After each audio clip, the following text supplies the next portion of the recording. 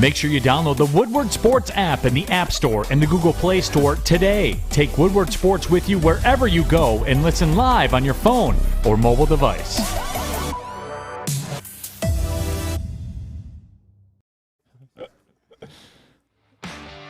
Victory Monday. Good morning, everybody. Good morning.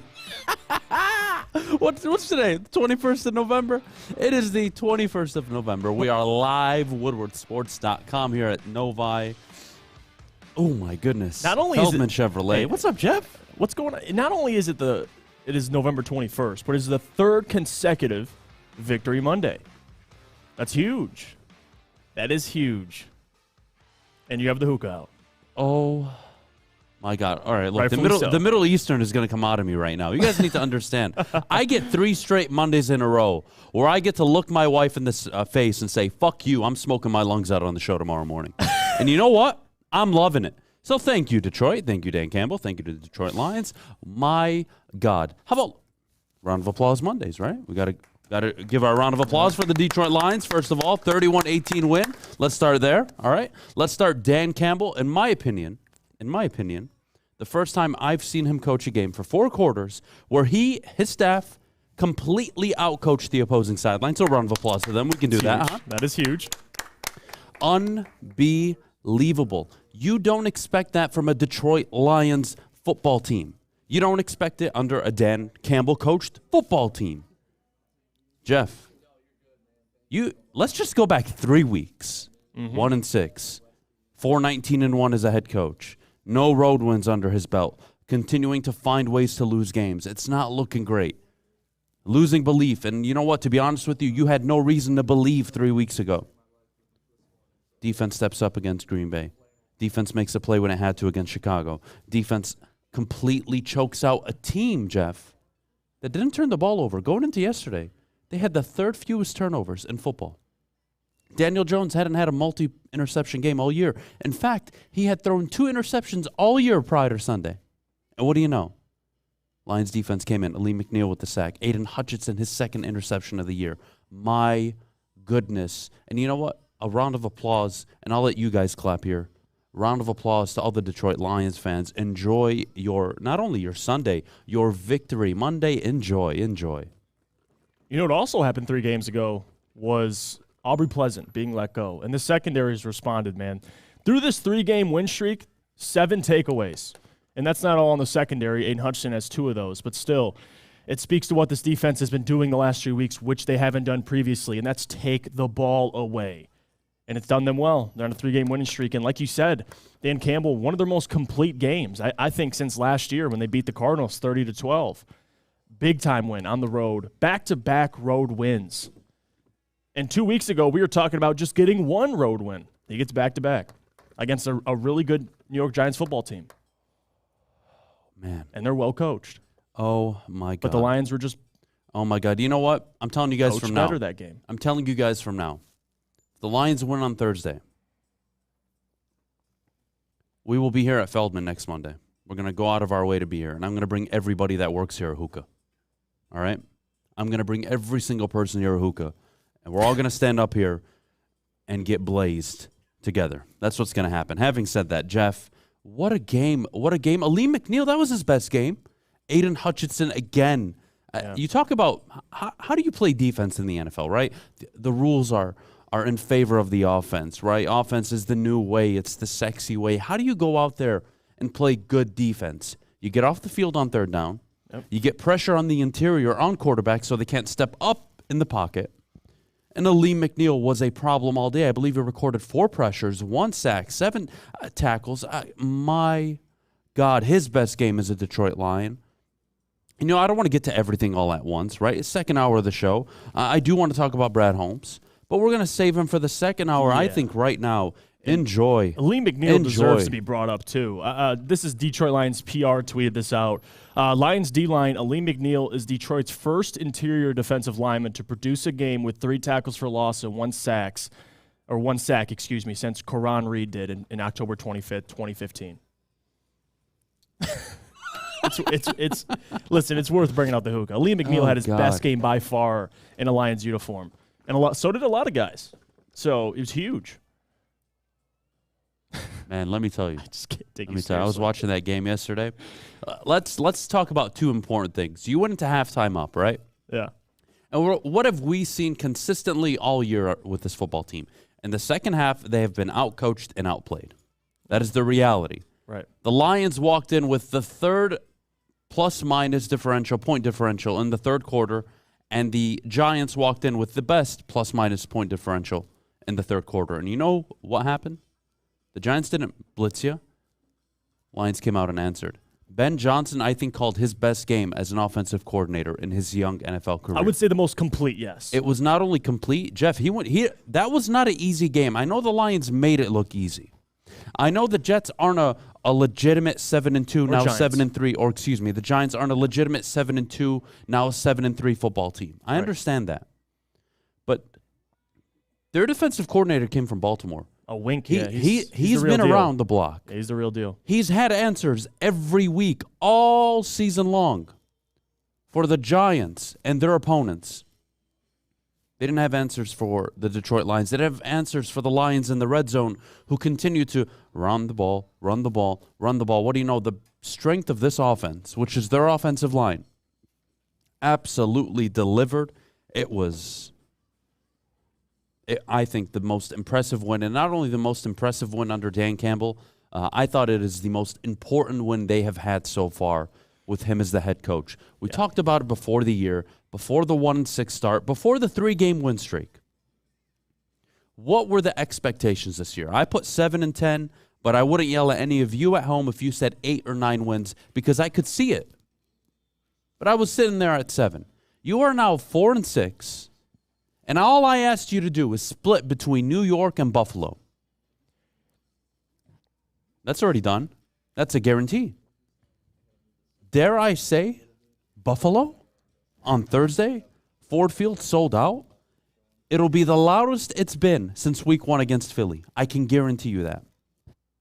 I am looking forward to Thursday, but let's just enjoy the Monday. Let's enjoy the game from Sunday. Jeff, Jared Goff, I thought, played a very good game.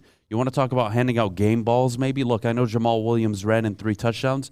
Justin Jackson made some runs that I thought at times underappreciated but very important. DeAndre Swift got in the end zone, so that was good for his confidence. We'll see if he develops over the season, but I think they found their balance. I think you run Jamal 14, 18 times, and then you give Swift the 3, 4, 5 targets a game in the air, and then you give him 6, 7, 8 carries, and that is that's looking like an effective way to win football games, especially behind this offensive line. But Jeff, I'm not a fan of having to repeat myself so often. But can I just say it one more time?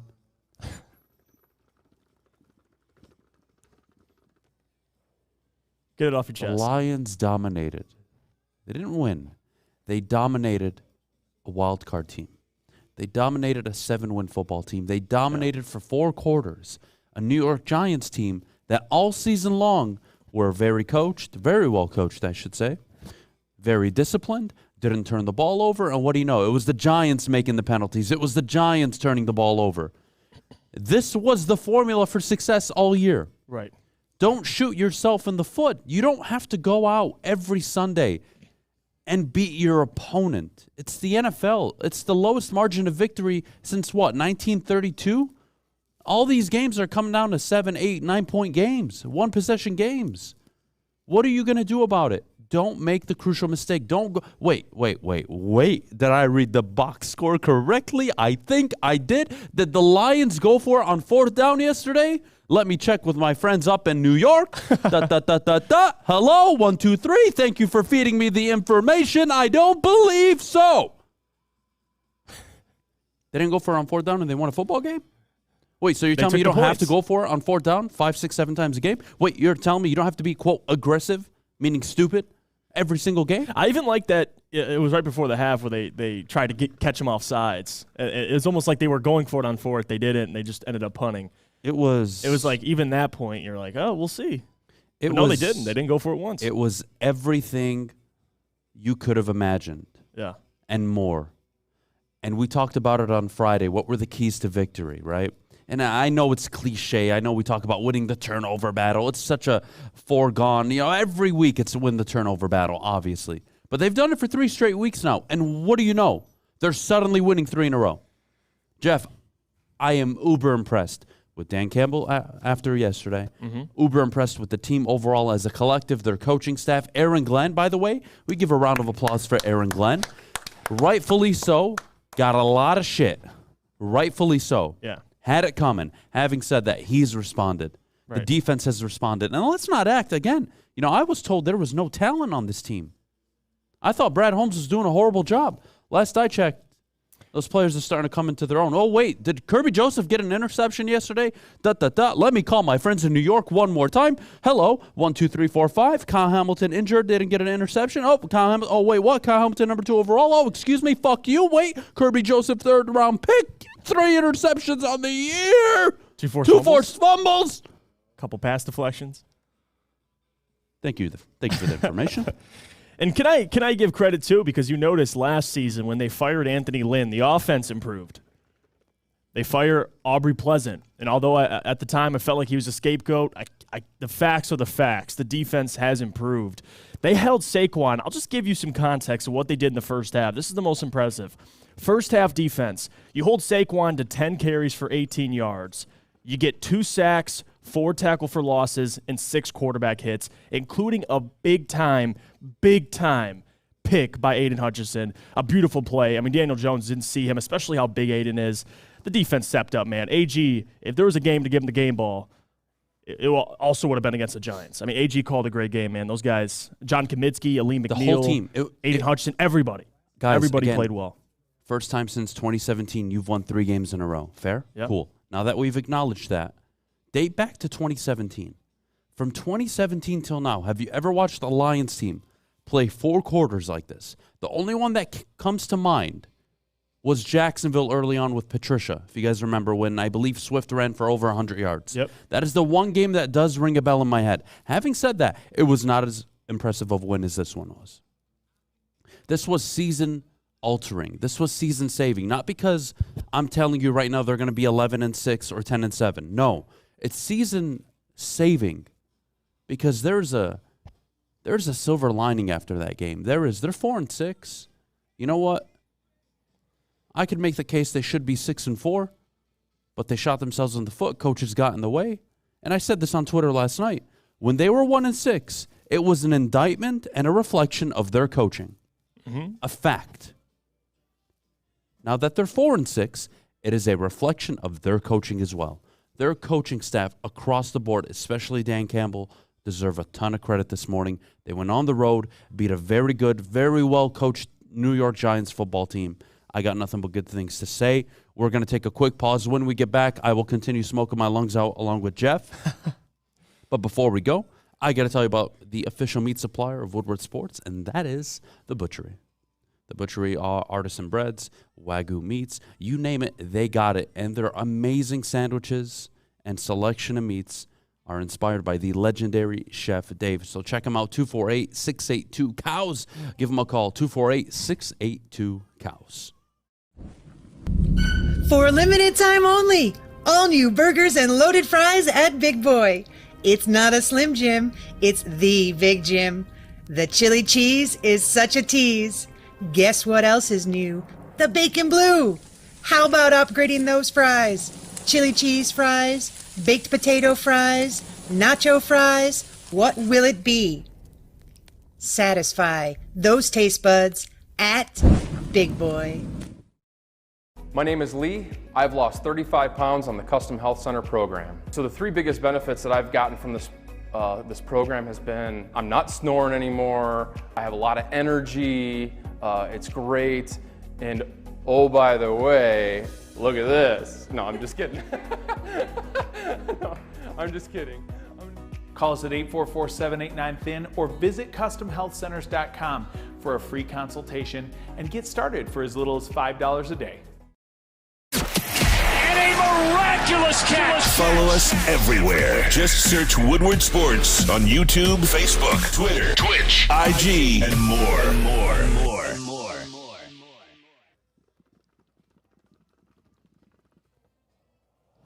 you want to get lit with your friends, I'll tell you how you can do it. Retweet our post on our Twitter, tag 3 friends, and do it on Instagram. Make sure all your friends are following Woodward Sports, and you will be entered today, the last chance to win 4 front row tickets to the Thanksgiving Day game. Make sure you don't miss out. Tomorrow we will be announcing the winners, so make sure you tag your 3 friends, 3 buddies, 3 family members. I don't care who it is that you want to take with you down to Ford Field. We're giving you 3 front row tickets for what could be the Lions Thanksgiving Day win over the Buffalo Bills. You don't want to miss it out. Check it out. Make sure you retweet, make sure you share, and make sure you tag your friends. Having said that, Jeff, let's get into it. This is a 3-game winning streak. The Lions absolutely dominated for 4 quarters. There's nothing more I can say outside of wow, wow, and wow. That was a wow performance. That was the best I've seen this coaching staff as a collective be. You saw not only Aaron Glenn get his dues and really put together a good game plan. Let's be honest, you lose a Kuda early on, that's not fun. No, it's not. But what they do, they kept everything in front of them. Darius Slayton, Wan'Dale Robinson, these were guys that if they could establish the run, they would beat you. Right. And you know what the Lions did? They committed to stopping Saquon Barkley. They kept Daniel Jones, for the most part, in the pocket. He didn't rip them apart. Not that he's the athlete that Justin Fields is, right, but he still has that ability, and you saw it at times. He did get out of the pocket. He did rush for a touchdown. I believe he had over 40 yards rushing. Could have been a lot worse. This team committed to stopping New York's run game, which completely limited and made their offense, which you never want with a quarterback you don't trust, predictable. Uber impressed. And on top of that, you saw Saquon against the Texans get 35 carries. They didn't have to go away from the run game.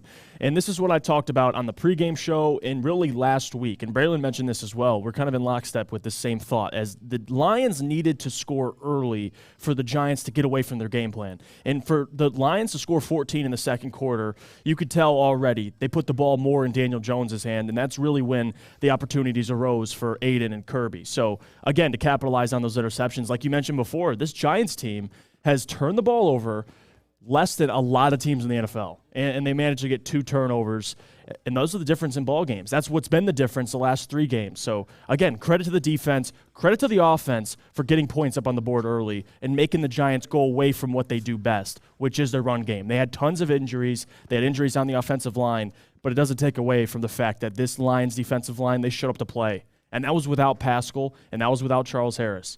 So those guys stepped up, man. They deserve some credit there. Just get a big old rip real quick. Just get a big one. Oh yeah. You know what? Give me that. Hold up. You go, buddy. Bring it over here. There you go.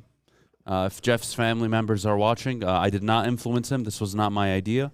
Your son / boyfriend / whatever he is to you chose to do this on his own. I am not endorsing this. Having said that, that's what I like to see. Victory Monday, Jeff. baby. That's what I like to see. Victory Monday. That's what happens when you win 3 in a row. Good things happen. Man. All right. Enough with the performance. Enough with the. I think we all get it. We're all on the same page this morning. Yeah. I want to talk about 2 individuals right now, both on the defensive side of the ball. I want to start with Lee McNeil. Oh my gosh. We would agree. His best game is a Detroit Lion. He wrecked the game. Yeah, no question. He was a monster on the interior. He was the X factor for what stopped Saquon Barkley. Yep. Dude had. Do you guys remember a single run where you were like, man, Saquon, he's going to pop off any minute now? Nope. They contained him. They shut him down. That was a hell of an effort. And it started up front with a Lee McNeil. And the second person I want to acknowledge, who probably won't get the credit he deserves, even though he did walk away with an interception, was Aidan Hutchinson. I thought in run support, he was excellent yesterday. Not good, not very good, not because the team did well. Right. He had one-on-one with, if you remember, he had one-on-one with Saquon. I believe it was on the right hash. Barkley put on a move. Stayed with him. And you know what? He got him. But Aidan stayed with him. Yeah.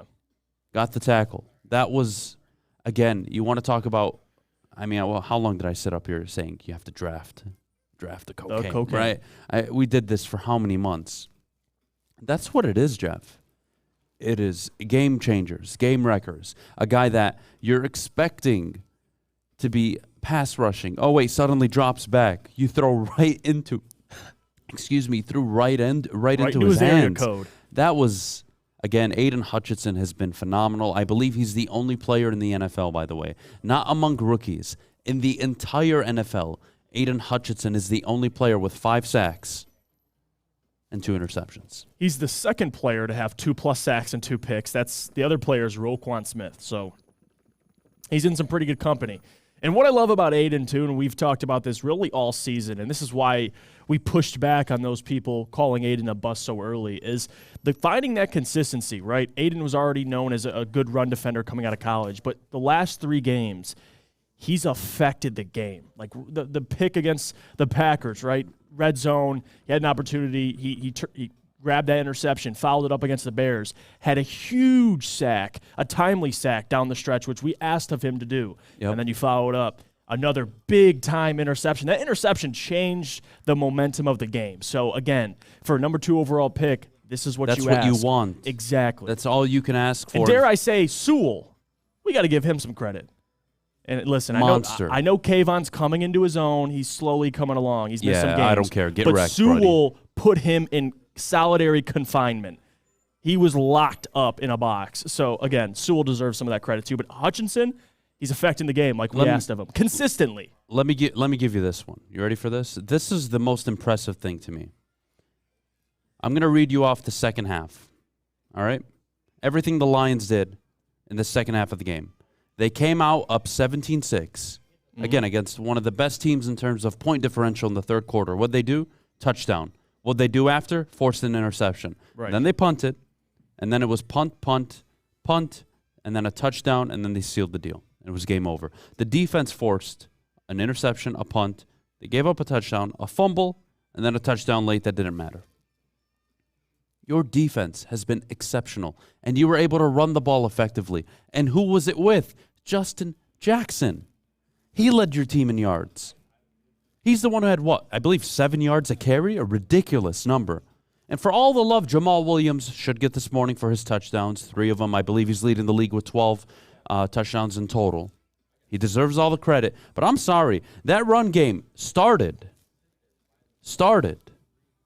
on the back of Justin Jackson, in my opinion. Jamal Williams finished it. Swift gave you some good carries, a few catches out of the backfield. That was nice. It was nice to see him get in the end zone. Good for him. Overall, that was I don't know how I'm supposed to sit up here and say that game could have gone any better. I don't think it could have. No. You executed for 4 quarters. You won every single quarter except the 4th, which was irrelevant because you were basically running the clock. It was game over. Going into the 4th, you were up 24-6. You didn't blow that lead. Right. And how many people at halftime? How many people in the 4th quarter? All right, it's the best bet in football. Time to bet the Giants. The Giants are going to come back. No. When we talk about changing a culture, Jeff, when you want to talk about it's not the same old Lions, when you want to talk to me about all these things, you have to win.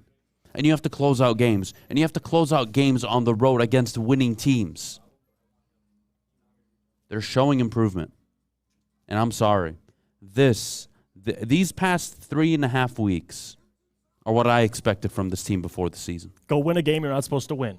We Go win games you're not supposed to win. You're in most of your games. You're not getting blown out. Right. You're a pain in the ass to play against. You can run the ball, control the clock. You're going to be able to force turnovers. You're going to be able to get after the quarterback now that you drafted your prize elite edge rusher.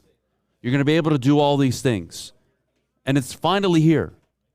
And am I annoyed that it took 7 games where you were 1-6 for it to finally come along these last 3 weeks? Absolutely. Very annoying.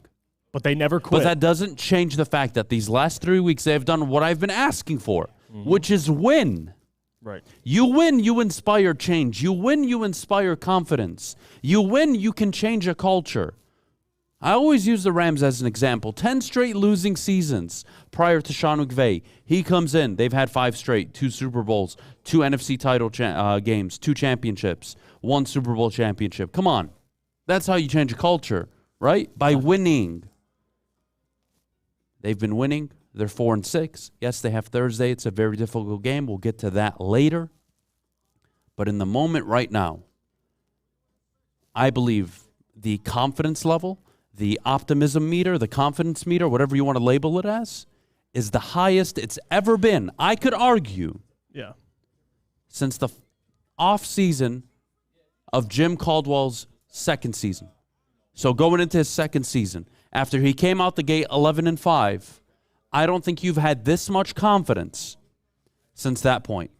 Because it was all downhill after. Yeah, the 9-7s were whatever, but you weren't confident. You weren't uber impressed with your football team. You weren't expecting what's next. You weren't looking towards the future. And then it was Matt Patricia that was a garbage show.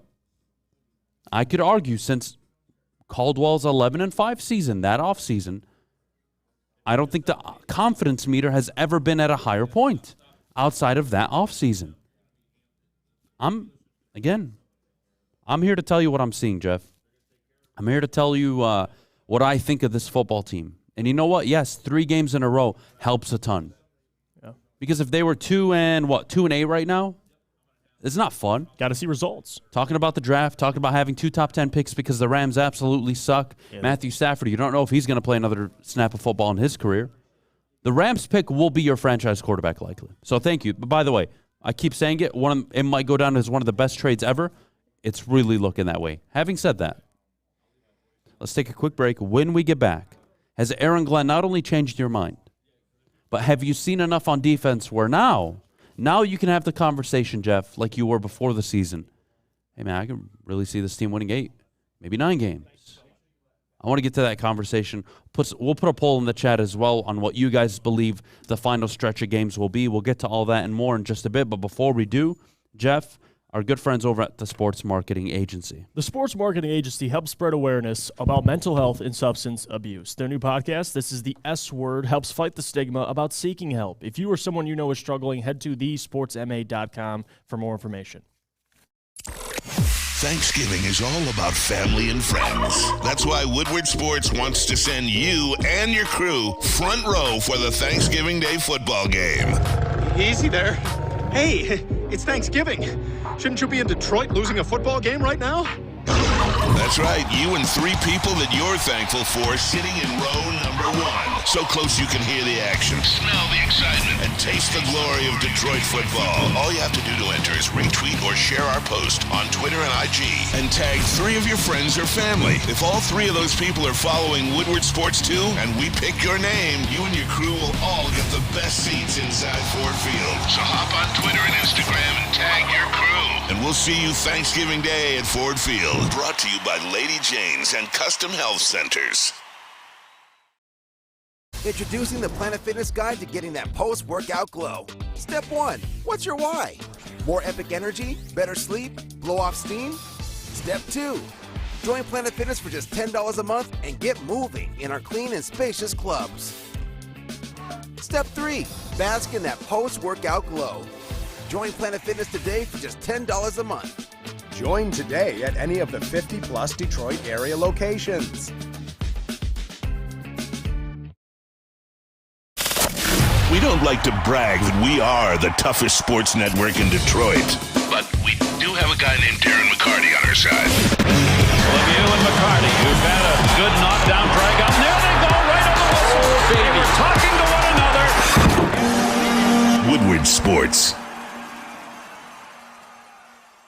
Jeff Iafrate here. Let me tell you about our friends at the Fulling Warehouse in Hamtramck because, guys, it is the home of the original football bowling game. 2 to play for $12, the unlimited open play. Or you can pay $120 for a lane reservation for up to 10 people. $2 mystery beer machine, full bar. Check it all out. FullingWarehouse.com.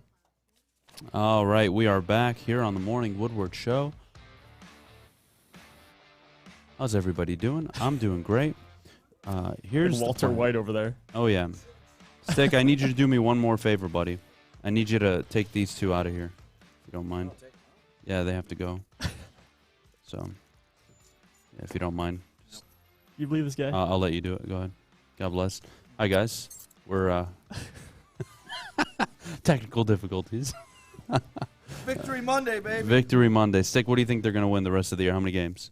11-6. 11-6. Called it 3 weeks ago. I love you. I love you, buddy. All right. Jeff, while I get this hookah started, your thoughts on Aaron Glenn? Yeah. And really his turnaround the last 3 weeks. Well, I think we can start with what happened 3 weeks ago. A lot of things happened 3 weeks ago. Number one, Aubrey Pleasant was fired, and you could see this secondary and specifically this entire defense rally behind that. But on top of that, T.J. Hutchinson was traded, dare I say, and you're 3-0 since then. Not sure if those things are related. That's just the facts. Yeah, I don't look at the Hutchinson thing that way. I had to mention it. One thing, though, bigger than Aaron Glenn, which has impressed me the most, and this has kind of been the narrative through Dan Campbell's entire tenure, is these players do not quit on him. And again, you could say, well, of course, a lot of players play hard in the NFL. But the fact that these guys keep showing up and keep working hard, preparing, even though you're not seeing results, it makes the last 3 weeks everything for these players. They're seeing results. They're approaching games with a different mindset. They've seen the victories. And at that point, it makes it a lot easier to buy in, right? And like I mentioned earlier, for Dan Campbell, in a leadership role, to fire Anthony Lynn last year, the offense improved. To make the decision to keep Aaron Glenn, a lot of people gave him crap for that. You fire Aubrey Pleasant, the defense improved. I think we got to give a lot of credit to Dan Campbell making those really tough decisions. And on top of that, these players responding. Even if you were 2-6, Adam, the fact that they still prepared the same way every week and now they're seeing results, it speaks to really this entire coaching staff. I mean, the Lions coaching staff out-coached the Giants sideline. Can we acknowledge before the something? game, I would have never told you that. Can we acknowledge something? I think there's something you really have to understand. This goes not just football. This is life. All right, guys? Maybe some of you in the chat are still in college. If you are, I'll use this example. Or I'm sure most of you have been a college graduated. Right? You got a C- in your class, right? Going into the final exam, right? The final stretch, the last 20, 30 days of the year. You got to ace your quizzes and then get to the final exam and do well so you can pass the class or get the grade you want, right? They were 1-6, Jeff. His job was on the line. Dan Campbell's job was on the line.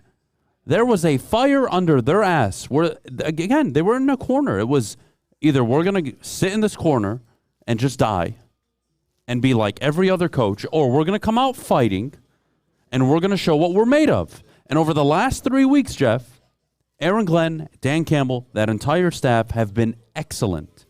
Excellent. And again, we talk about, I mean, look, we got this guy walking in here, by the way. Beautiful cut. We talk about changing culture. Boy, Jeff, you talk in the face of adversity for Aaron Glenn to have his defense playing at the level it has been the last 3 weeks. What is it, 7 turnovers? In the 3-game Excuse winning me, streak. 7 takeaways. 7 takeaways. In the 3-game stretch. The pressure they've put on quarterbacks. Their ability to stop the run outside of Justin Fields. I don't count him because I don't even know how to define Justin Fields. He's an animal. He really is. But against the Packers and the Giants, they really did. Aaron Rodgers led the Packers in rushing yards. Daniel Jones led them and the Giants in rushing yards. Yep. They struggle to contain quarterbacks, but they do well. They've been doing well against the run. So I'm not sure. Again, I love doing the show with you, Jeff. I really do. This show is not dictated or predicated or determined off just my feelings or my agenda. I don't have an agenda. You don't have an agenda. Right. I don't care to be right or wrong. When they are 1-6, call it like you see it. You have to acknowledge it. Right. And when they win 3 in a row, no, this doesn't mean that they're going to be a wild card team. No, this doesn't mean that they're Super Bowl contenders. But you know what? This is what you wanted to have the whole season. This was the conversation. A team playing well, pain in the ass to play against, winning tough games, winning on the road, winning one-possession games, finding ways to win, beating teams that are technically better than them. That's what you want to see. That's what you want to see all season. And by December, could they play meaningful games? And now what is it, Jeff? Buffalo on Thursday and then Jacksonville. If I were to bet my money on it, they're likely 5-7 after Jacksonville. Which means going into December, I know it's on the 4th, but post-December, you are now playing meaningful games where when I watch Sunday Night Football or Monday night and they show the NFC playoff picture, you may not be the wild card team, but damn it, you're, quote, in the hunt. That was the expectation before the year. Yes. Play some meaningful football games in December. This team is on pace to do it. Mm-hmm. And you know what? No, I don't like the 1-6 start. I can't forget it. I can't forget how slow they started, how sloppy they were, the amount of penalties coming off a bye week against Dallas. 8 penalties, 5 turnovers, unacceptable. I can't forget that stuff. Right. But I can't forget a 3-game winning streak. I can't forget the way their defense has played the last 3 games. I can't forget the way Ben Johnson went on the road against a very, very well-coached defense and had the answer every single time for whatever they ran. They didn't sack Jared Goff once. That offensive line had its best game of the year, Jeff. Uber impressed with the Detroit Lions on Sunday. Yeah, they won. That's kind of been the identity of this team. I mean, right? Brad Holmes drafts and Lee McNeil. You draft Levi Ozarike. It didn't really work out. But the following year, Aidan Hutchinson, Josh Pascal, you're building in the trenches. And they dominated the Giants in the trenches. Offensive line did well. They played well, even with Evan Brown leaving early with an injury. You saw the defensive line play well. Even without Pascal or Charles Harris, they still played well. So, again, their identity is finally, it's becoming clearer to fans. You're seeing the product. You're seeing what it could be. Them going and winning back-to-back road wins. I mean, in the last 3 games, 2 of those games, I'm going to be honest with you, I didn't think they'd win. I mean, I went on record. I went on the show and talked about it. The Packers and the Giants. And they proved me wrong. This is what Lions fans have been waiting all season for, to your point. A team that's tough to play in games that are meaningful, games that could have an impact either way. We're not talking about the draft 2 months into the season, a month into the season. So, again, this is exactly what the Lions were expected to be. They're here. You don't like how they started. The fact of the matter is they're in the hunt right now in a very bad NFC. Can I bother you for a few minutes? What's going on? What's up? This isn't really a pat on the shoulder for myself. It really isn't.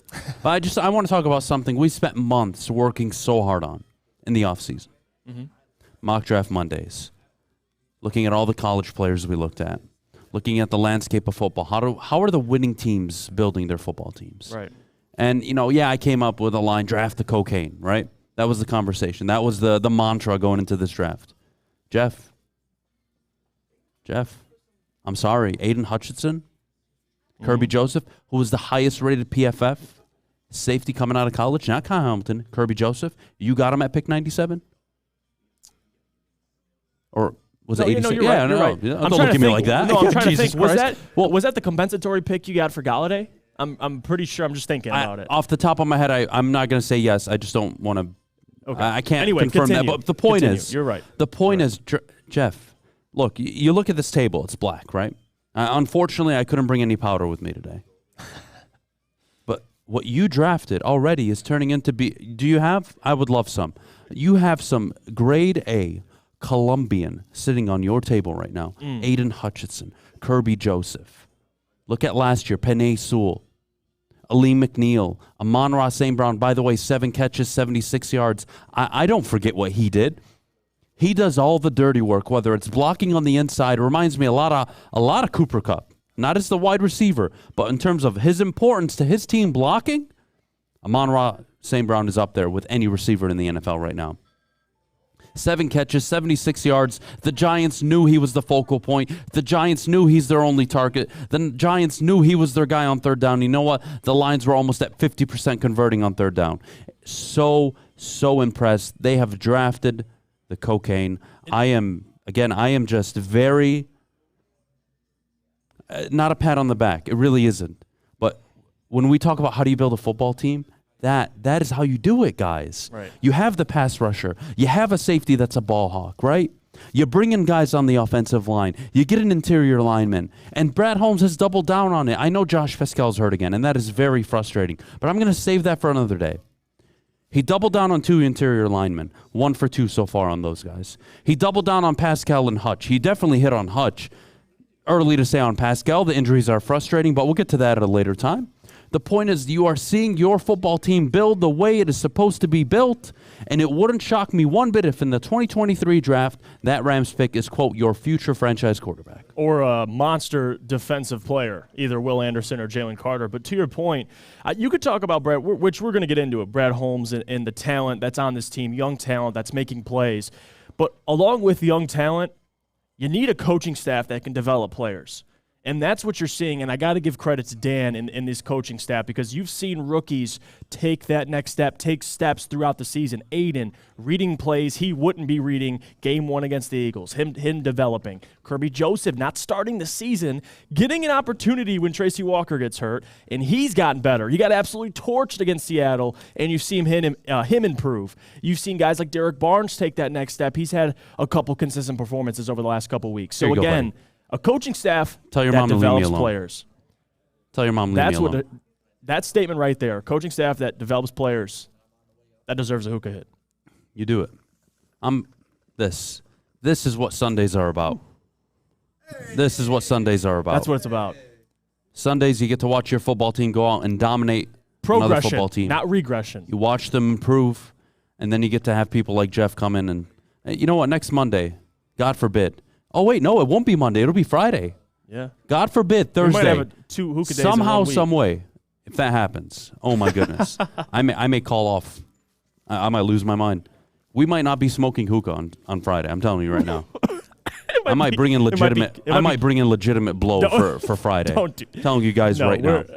I will legitimate bring in blow. What's going on? I told the cops I have blow. My bad. Sorry, boys. My God. Oh, I'm dead. I am dead. Man. But I will be at the Bills game, so we'll see. We will see. Man, it's been a great show so far. Hope you're all enjoying the show. Live, woodwardsports.com. Man, live here at Feldman Chevrolet in Novi. All their great staff here. Everybody has a pep in their step today. Everybody does. Everybody's smiling. And Lions why? win. It's just different. The Lions different won. Aura. Yeah, different. It brings a whole different light. And you know what? I really wanted to segue to Michigan, but I can't do it. F Michigan, F Michigan State, F Ohio State, F college football. We're not doing any of it today. I'm scrapping it. We're going to go straight Lions this whole show. I'm sorry. I can't. I got way too much to say, way too much to talk about. I'm sure you do too. Yeah. We'll save all the Michigan State stuff for tomorrow. We'll take callers all day, all week, hell, if we want to. It'll be fun. Yeah. But let's wrap up with this before we go to break. We talked about Aaron Glenn, right? This was the whole intro of this whole segment. Right. I just want to say, what is the difference between him and Anthony Lynn? When Anthony Lynn was faced with adversity early on in the year, and the offense was hitting a wall, and they weren't efficient in the red zone, did he come out the gate and change and improve? No. They regressed. They continued to regress, and Dan Campbell ended up taking over along with Ben Johnson, and you saw the offense immediately improve. Right. Aaron Glenn, to his credit, he's turned it around. And these last 3 weeks are a credit to him, his players, their belief system, their scheme. I'm impressed. Let's take a quick break. When we get back, we will have the conversation. Aidan Hutchinson is him. Indeed. Front runner for the Defensive Rookie of the Year. We'll get to that conversation in just a bit. Let's throw this up in the Woodward Sports chat poll. Let's do it. Is Aidan Hutchinson the front runner for Rookie of the Year? All right. And while we do that, I will tell you about our good friends over at Lady Jane's Haircuts for Men. Open 10 to 8, 7 days a week. Walk in anytime. Look, guys, when you look like me and your hair grows back in a week, it's not fun. But you know what's fun? Going to Lady Jane's and getting it taken care of. And that's exactly what I'll be doing probably later today or tomorrow at the latest. Because, my goodness, I look like a grizzly bear. Having said that, Lady Jane's open 10 to 8, 7 days a week. Walk in anytime. No appointment necessary. Fish, shut the hell up. It's wicked awesome.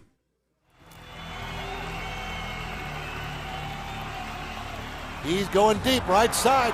Oh, that is Edwards out there. He goes up in the air at the goal line. Hey, it's Brandon Edwards here, wanting to welcome the sports marketing agency to Woodward Sports Network, to the family. Glad to have you guys. For the last decade, the sports marketing agency has literally leveraged athletes around issues such as mental health and substance abuse. Glad that we can finally start trying to get the stigma off of mental health that's been there for all these years.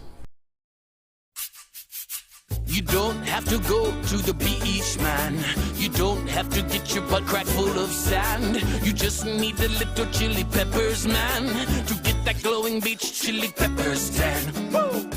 With 26 locations in the Metro Detroit area and more coming, Chili Peppers Tanning is where you'll find the cleanest salons in the D. Join the Pepper Club for the best deals on unlimited tanning. Head to chilipepperstanning.com. You just need a little chili peppers, man.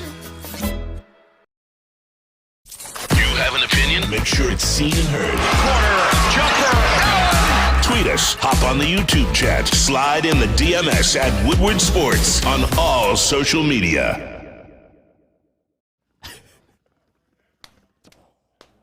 See that guy on the screen?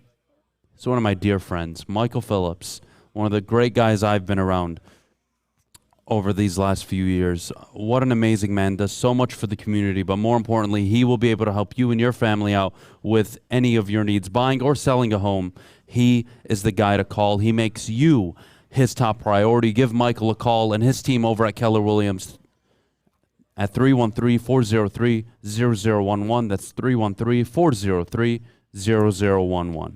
Good morning, Fish. I haven't heard from you, buddy. Are you just too busy watching soccer right now? I mean, I'm listening to the show like I'm supposed to, but yeah. Give how do you know? It's World Cup. Give us the update, Fish. What's it looking like? England's dominating the game. They're just playing really good football at the moment. They're up 2-0. They just scored a second goal. Ooh. And, it was a great crossing. Ball comes in. On the volley, Saka hits it. Just a beautiful strike. And here So they who come scored down the first goal now. for England, buddy? Bellingham. Jude Bellingham. Oh, Jude Bellingham, the young kid from Dortmund. See, yes. I know Yeah, some of these guys. Goal again. They just scored again. Beautiful cross down the wing. It's Raheem Sterling. Comes down the wing. Ball crossed in.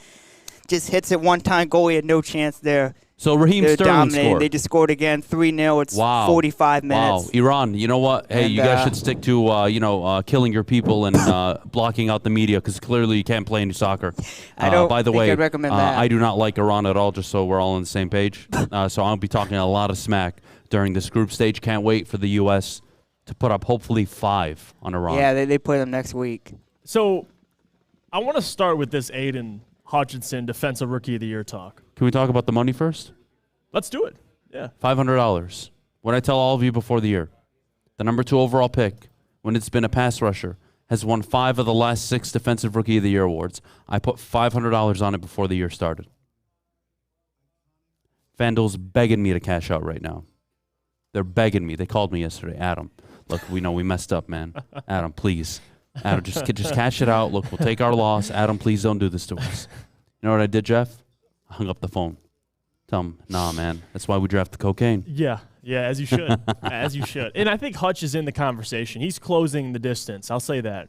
My opinion on it, and this is what frustrates me, and I'm not even defending Sauce Gardner. Honestly, the bigger point to take away is both the players in the race from the wonderful state of Michigan. I think that's the great thing to take away. But what I will say about Sauce is for all the people that are saying, well, Aidan has just as many picks as Sauce. Well, typically, and I'll explain it to you guys, maybe you know this already, you don't typically throw at guys like Sauce. That's just not really how that works. So the picks are a little misconstrued. I think what Sauce has that Aidan doesn't is he's been more consistent. Now, Aidan doesn't mean he can't win it.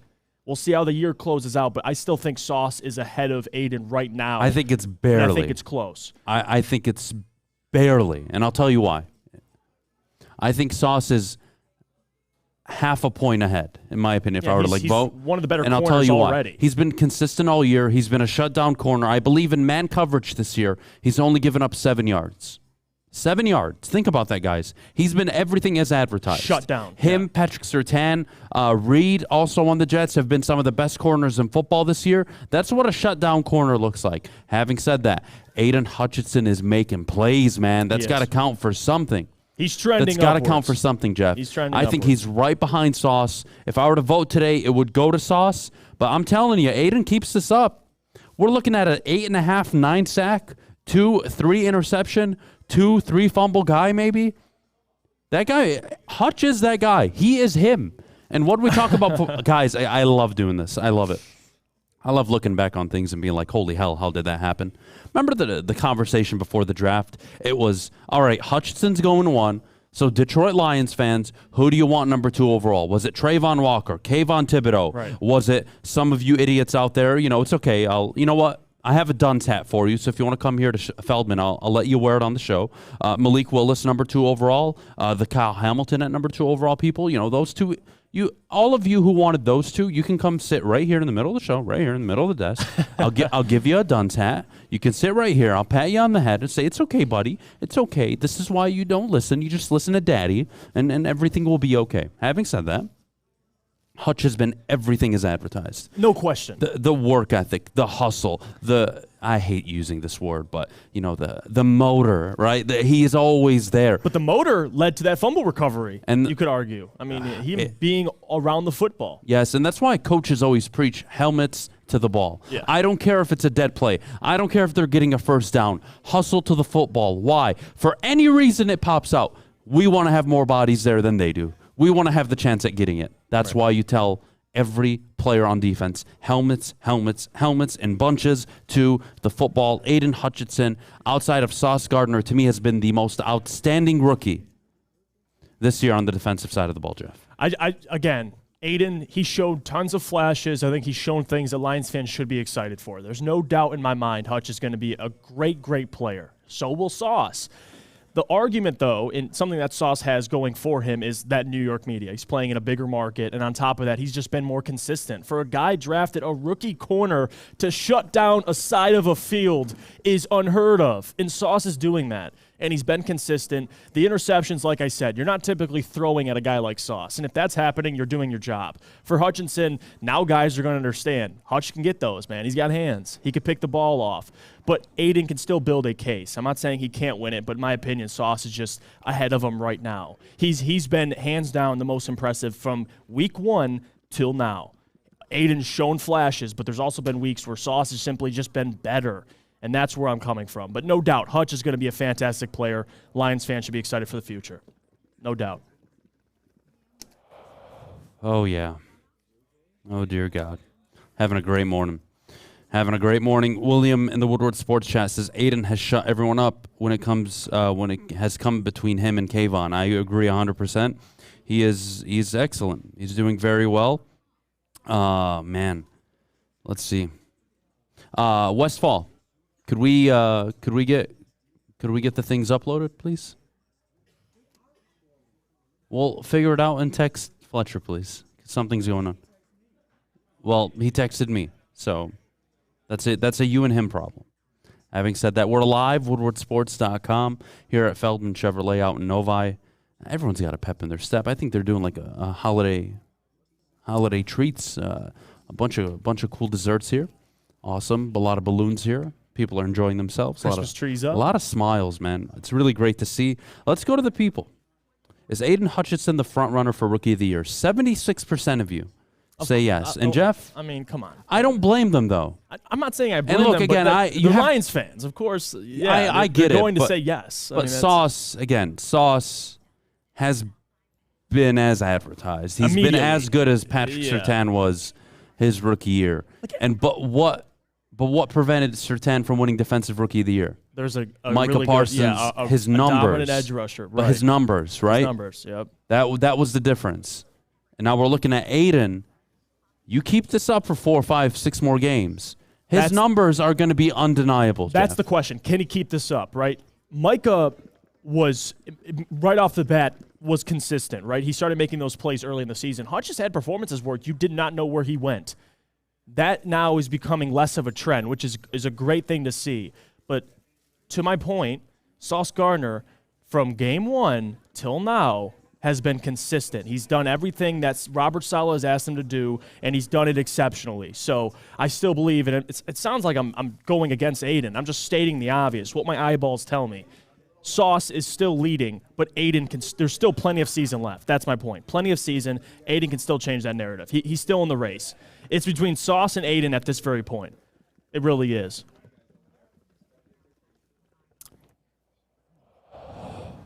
That smoke was for all of you. I kept that in my lungs for like 15 seconds. Holy hell. Feeling great. What's up, Joey? How you doing, buddy? Joey!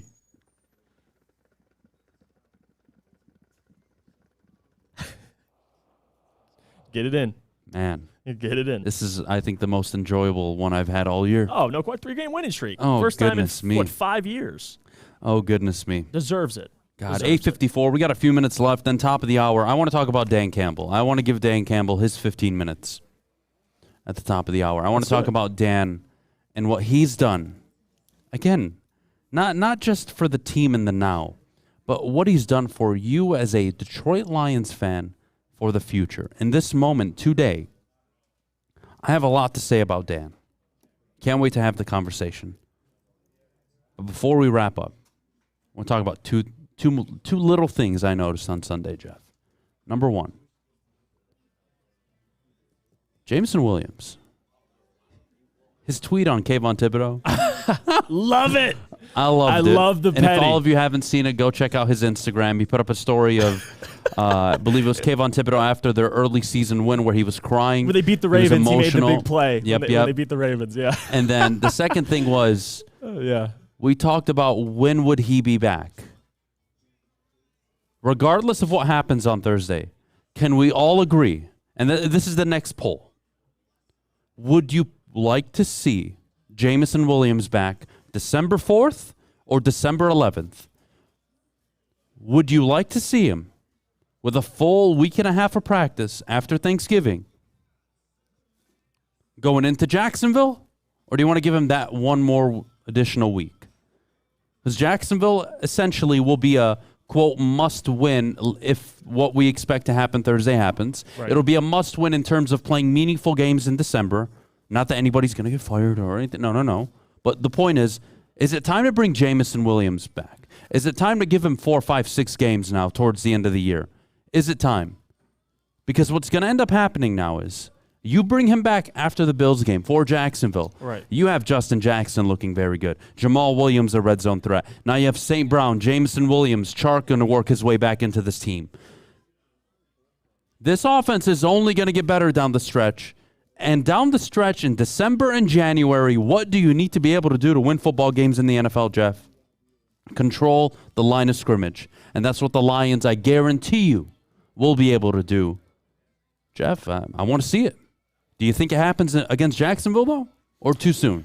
Or 1 week away, maybe? I'll say this. If he's healthy and he's ready and he goes through an entire practice week, play him. I'm not waiting. Listen, for this at this point, you want J-Mo to get the most reps possible, right? You want him to get at least the most comfortable, get into just playing football. Like I said, he hasn't played since, late in the college season a year ago. So for J-Mo, it's important to get on the field. So in my opinion, if he's healthy, let him go.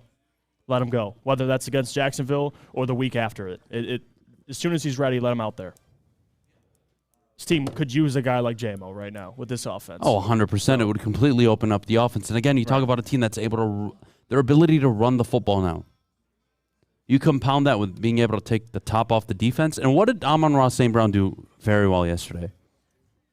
Those intermediate to deep crossing routes. Deep crossers, yeah. And how do those develop even more? One, they start developing because your offensive line is protecting Goff enough to give him time to allow that play to develop, number one. Number two, your ability to run the football brings everybody in, and now you're able to run those deep crossing routes. And then eventually that'll be Jameson Williams as well. So now you have Jameson going up over the top and St. Brown coming underneath. And look, for as much as you want to knock Goff, I do believe he's still capable of making those throws in the NFL. He's not a bum. Is he an elite quarterback? No, he is not. But he's not a bum either. He's that middle-of-the-pack guy who can make those throws. Not consistently, but he can make them. Right. So you bring Jameson Williams back to this offense, Jeff? My goodness. And you see some of the plays over the last couple weeks. I mean, I could identify even last week, the Khalif Raymond, late in the game, fourth quarter, he hits Khalif Raymond. It was basically like a slant. Khalif gets tackled from behind. The defender catches up to him. But that was J-Mo. Just not happening. And I get the question, and I see this in the chat too. My guy Fletch, can Jared, WoodwardSports.com chat thread, can Jared Goff even throw far enough to hit J-Mo when he's moving fast down the field? That's my concern too. But the good thing is, you don't really need to stretch him down the field as well. You can get him in opportunities to get yards after catch, and with his speed, he can take a slant to the house. That's the thing. That's what J-Mo brings with his speed. So again, not concerned. Jared's good enough for right now to at least keep this thing afloat. We've said that. He's a bridge quarterback. No concerns about that fit. But I'm excited to see J-Mo, though. I'm really excited. All right, let's take a break. I love that. I love when we get back. Top of the hour coming up, woodwardsports.com. We will discuss Dan Campbell. I want to have this conversation.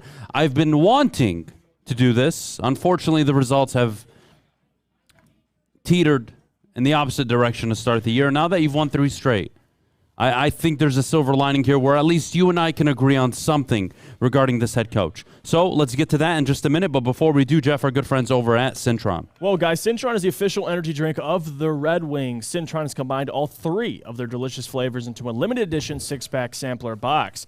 You can try Cintron's great tasting cranberry, classic, and sugar-free all in one pack. Pre-order your Cintron 6-pack sampler box today at cintronworld.com/Red Wings. Get energized with Cintron. Thanksgiving is all about family and friends. That's why Woodward Sports wants to send you and your crew front row for the Thanksgiving Day football game. Easy there. Hey, it's Thanksgiving. Shouldn't you be in Detroit losing a football game right now? That's right, you and 3 people that you're thankful for sitting in row number 1. So close you can hear the action, smell the excitement, and taste the glory of Detroit football. All you have to do to enter is retweet or share our post on Twitter and IG and tag 3 of your friends or family. If all 3 of those people are following Woodward Sports too, and we pick your name, you and your crew will all get the best seats inside Ford Field. So hop on Twitter and Instagram and tag your crew. And we'll see you Thanksgiving Day at Ford Field. Brought to you by Lady Jane's and Custom Health Centers.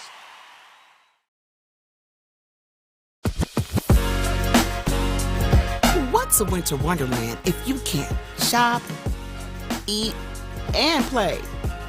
Lucky for you, you can do it all at the Downtown Detroit Markets, Cadillac Lodge, and the new winter version of the Monroe Street Midway, all located just across the street from Campus Martius Park.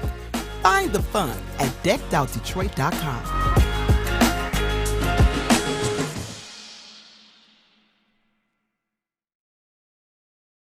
Hi, I'm John from Better Rate Mortgage, and to me, family is more than blood. That's why I have the biggest family in Metro Detroit.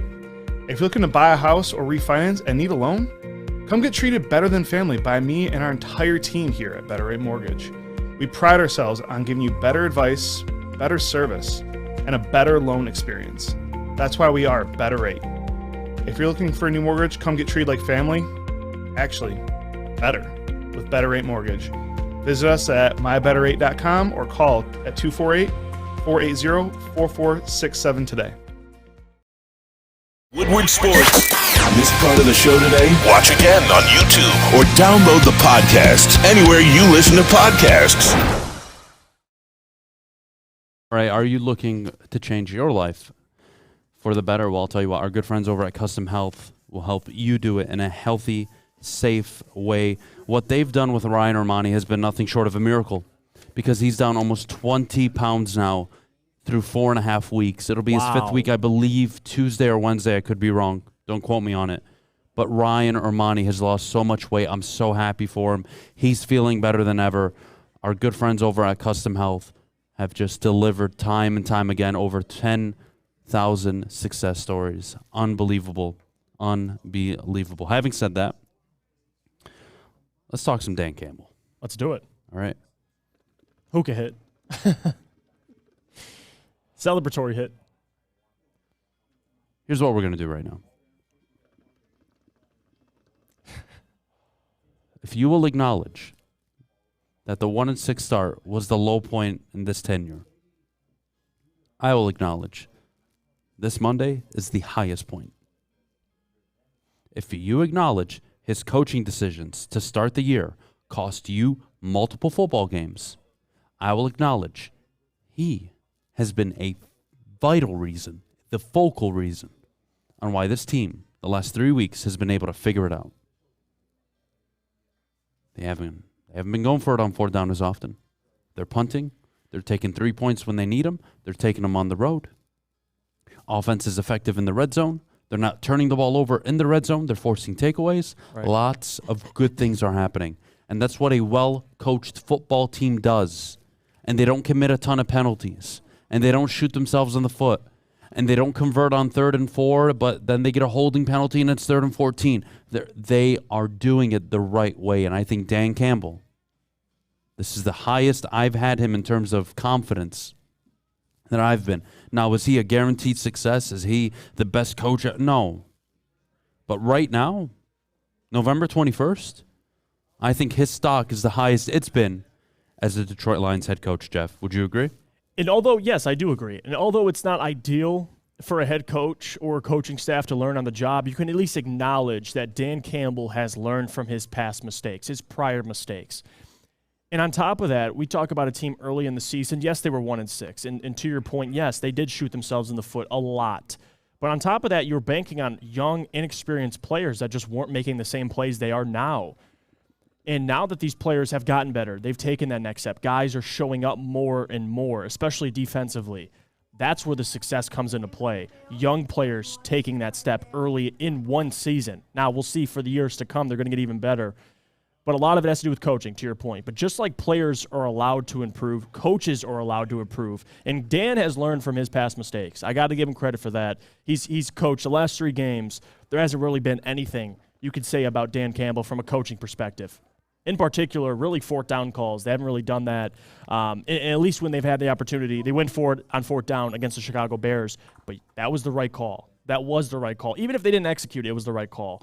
Players are getting better. Coaching is getting better. And those two things combined has led to the 3-game winning streak. So, again, young players that you're banking this season off of, which was tough to do early in the season. This defense was mostly rookies.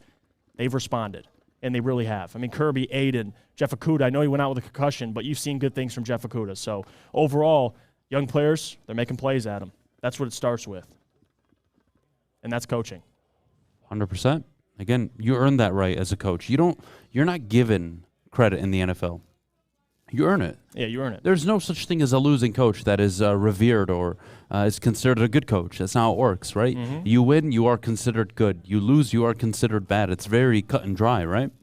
And these last 3 weeks, I think he's been the best he's been. And on top of that, too, and I mentioned this earlier, but I'm going to bring it up again. It's different when you're preparing for a game when you've seen results.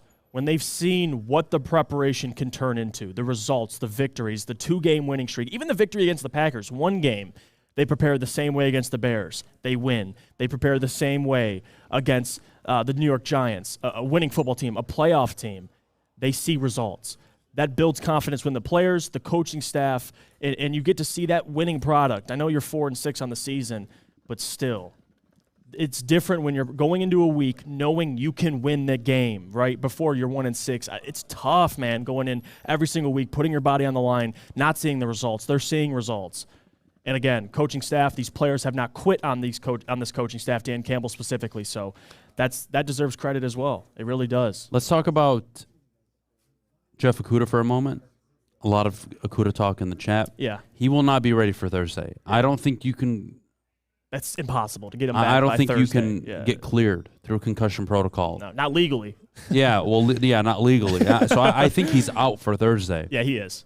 So definitely. Dan already just kind of announced unfortunate timing. Yeah, he did say it in the press conference after. So just to FYI for everybody, that's just the reality. So here we are. A very good Monday, a winning Monday, the 3rd consecutive winning Monday. Jeff, have they turned a corner would be my question.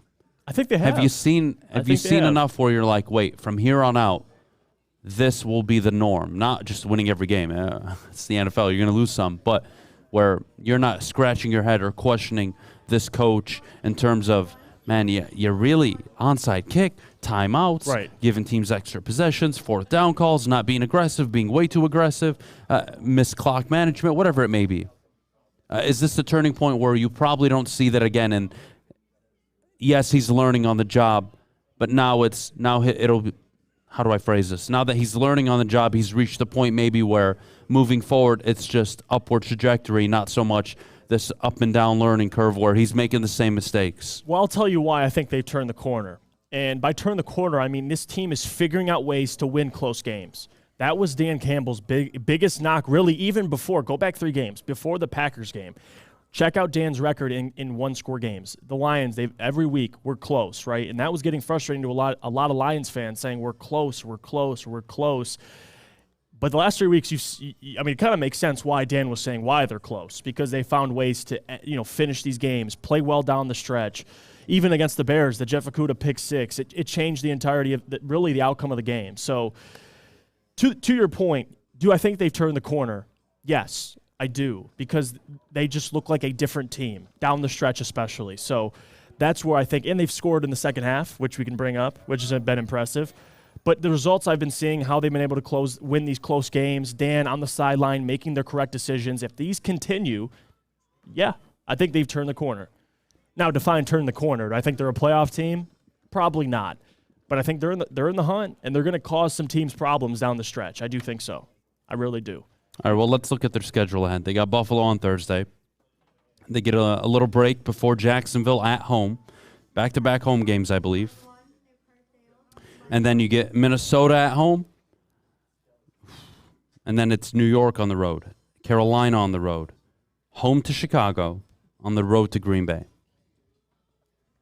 I mean, you're looking at a, 2, 4, 6, 7 game stretch now. 3-4? 4-3? Is that reasonable? I do.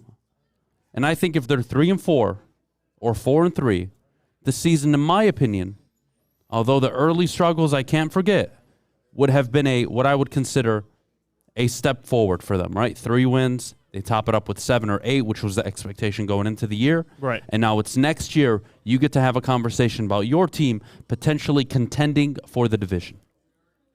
That's how the NFL works. 3 years, you should be able to contend or win your division. And if they keep the pace up, and let's say they go 3-4, and they are 7-10, and you add 2 more first-round picks going into next year, and include the free agents that they will sign. Adam, they could finish second in the NFC North, which, again, it's not a very good division. But that doesn't really mean much this year. But let's be honest. Before the season, I picked them third. I thought the Packers would be games ahead of the Lions, and they have a chance to finish only behind the Minnesota Vikings, which are one of the best teams in the NFC. So that's something to take out of it. The division, the Lions are trending. If you want to say the Bears, Packers, or Lions, the Lions are trending in the best direction, you could argue, because of what's coming with draft picks, with free agency. So a lot to be excited for, really. You know what team has scored the 4th most points in the NFC? Or excuse me, the 5th most points in the NFC? The Lions? The Detroit Lions. Number 1, the Philadelphia Eagles. Number 2, the Seattle Seahawks. Number 3, the Dallas Cowboys. Number 4, the Atlanta Falcons. Number 5, gosh, where are they? I missed them. I'm missing another team. Oh, no, 5 is the Lions. Excuse me. 5th in the NFC in points scored. Their problem right now is they've given up the most points in the NFC with 282. But again, the last few weeks have been promising on defense. You've seen your young players step up. Kaminsky put in a hell of a shift. McNeil dominated the interior. You saw your corners out there. Yeah, they're not the best corners. They were beat. Daniel Jones threw for 341 yards, I believe. Yep. That bend, don't break mentality. You made the plays when you had to. Yeah, you gave up some big chunk plays. Yeah, you gave up some third down plays.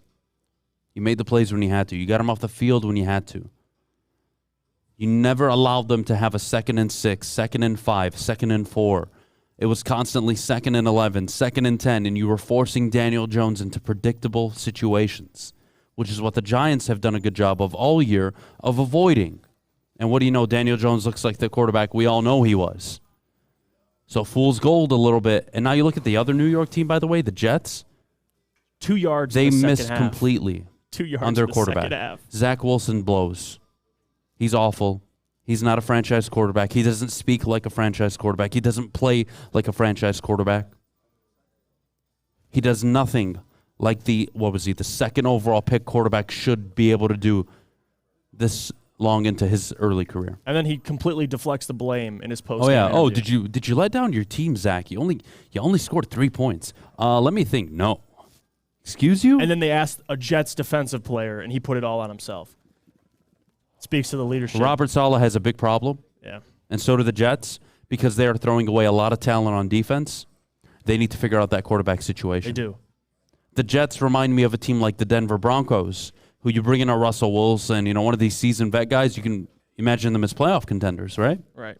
So the Jets need to figure out their quarterback situation. We'll take a quick break. When we get back, what happened to the Lions being an untalented team?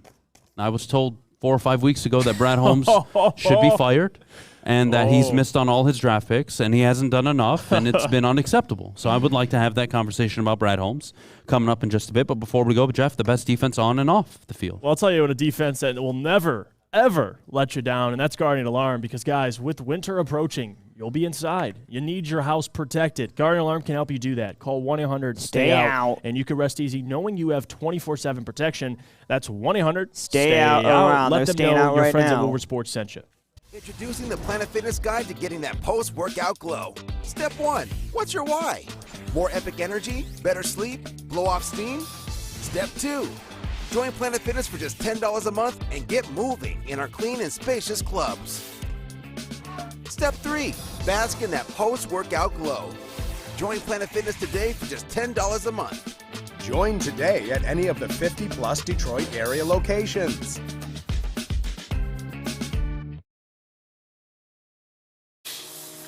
It's a great day to get some Centron in your life.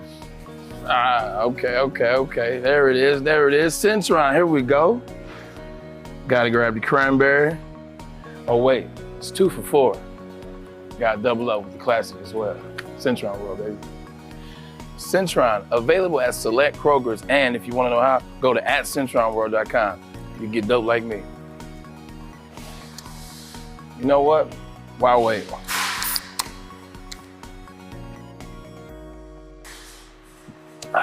Great taste, guaranteed.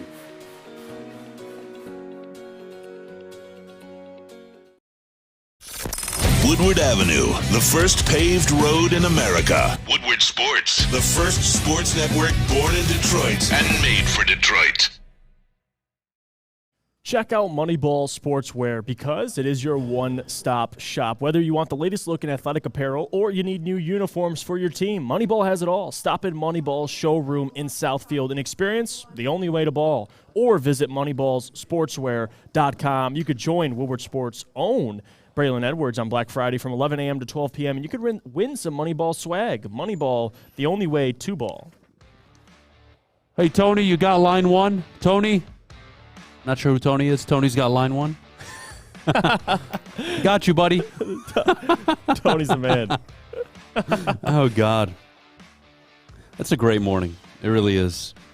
Really is. Man, my hose fell out. God dang it. Damn hose. Dude, this thing. These damn hose. You gotta relax, Jeff, all right? Let me see. There you go. Got you, buddy. Let's go.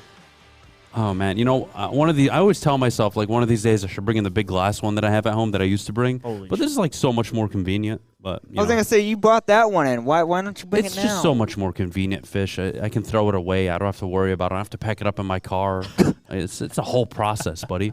How's the World Cup going? What's the update? It's going great. They had 14 minutes of injury time, so they just started the second half because their Iranian goalie, died 5 times. Oh, poor guy. What's the score, 3-0 still? Yeah, still 3-0. They just started the second half. England, of course, on the attack, so there'll probably be goals here. Iran just to Before we go, so, yes. Before we get, because we're going to go to Lions, and I'm probably not going to talk to you for another 10, 15, well, 20 there'll minutes. be a couple goals scored probably. Well, so. Besides that, USA and Wales today. Yes. 2 o'clock. Big game, yes. Do they have a chance? I mean, yeah, they do. Yeah. Explain why. Because to me, Wales is just a good European team. Okay. And they rely heavily on Gareth Bale. Yep. Does the U.S. have a chance to pull something off here? Would a point be a really good result for them? Well, I hope 3 points, but yeah, point would be good. I just think Wales only have 1 player. Bale, that's it. And USA have like a bunch of others. I mean, they do have some good players, buddy, but sure, I get what you're saying. Well, same the USA. That's kind of where I'm at. And look, we haven't seen this USA team play in a World Cup since, 2014? Brazil. And that was the World Cup where I believe Tim Howard had like 13 or 14 saves against Belgium. Yeah. So that was a whole thing. Belgium played Canada, by the way, on Wednesday. What was it? Belgium played Canada on Wednesday. Who? Belgium. I don't care about Belgium. We're here to talk about the United States. I know. Buddy. Well, Shut you brought the up hell Belgium. Up. I don't care about Iran. I don't care about Brazil. I don't care about Belgium. I care about the United States. Oh. And you know what? I'll make you a deal. If they win today, oh no, I'm gonna come into tomorrow's show in nothing but underwear, painted in red, white, and blue, with a bunch of stars painted on me. Like on your underwear. Adam, we gotta get down to the juicy stuff because I gotta ask you something. I'm listening. So aren't you hidden behind a desk though? No one's going to see your underwear if you're hidden behind a desk. I saw a lot of talk. I'll stand up. Listen, I saw a lot of talk on social media because we brought up the Dable and Campbell comparison, and from what people saw on Sunday, they feel that since Campbell beat Dable, that makes him automatically a better head coach. I'm not doing that. I'm not doing that. Let's talk about Brad Holmes. I'm not doing that. You're Come not on. partaking in that conversation. You can't say any coach is better than the other when one has more wins already, and two, they're both way too early on in they their beat him coaching head to tenures. head. That is like me saying. I know. That is like me saying Kyle Shanahan is better than Sean McVay.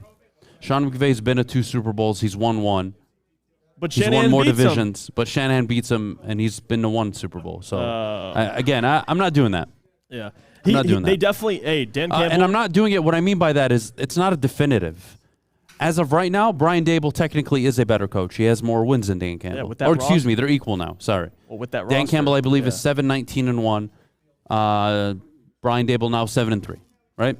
Yeah. So they're equal in wins. I'm not going to make the definitive like, hey, from moving forward from here on out, Dan Campbell is a better coach. We're not doing that. Having said that, I'm not either. Brad Holmes. Let's Yeah, talk about Brad his draft Holmes. picks. Let's talk about Year about one. Brad Holmes. Yep. Amon-Ra St. Brown. Penei Sewell. Yeah. Aleem McNeil. Yep. Year 2. Kirby Joseph. Aidan Hutchinson. Jeff. Malcolm Rodriguez. Let's not forget him. He was back on Sunday for the Lions after missing last week. Jeff. Those picks are stacking up. Those players are making impact on the team. They're making big plays for the team. Have you ever been more confident in a GM? Because I'm sorry. I woke up the morning after the draft, and I already told you, they arguably drafted the best defensive player and best offensive player in the draft. Think about that. Yep. That is amazing to me. Brad Holmes has been nothing short of brilliant. I think he does need to do a better job in not only the trade market, but definitely in free agency. But that will come in time. Yeah, he hasn't had And the again, funds when available. you're Yeah. drafting 3-4 starters per draft, and not just like guys that are playing, guys that are contributing and actually committing meaningful plays for your football team. Yeah. That isn't just drafting depth. That is drafting day one starters.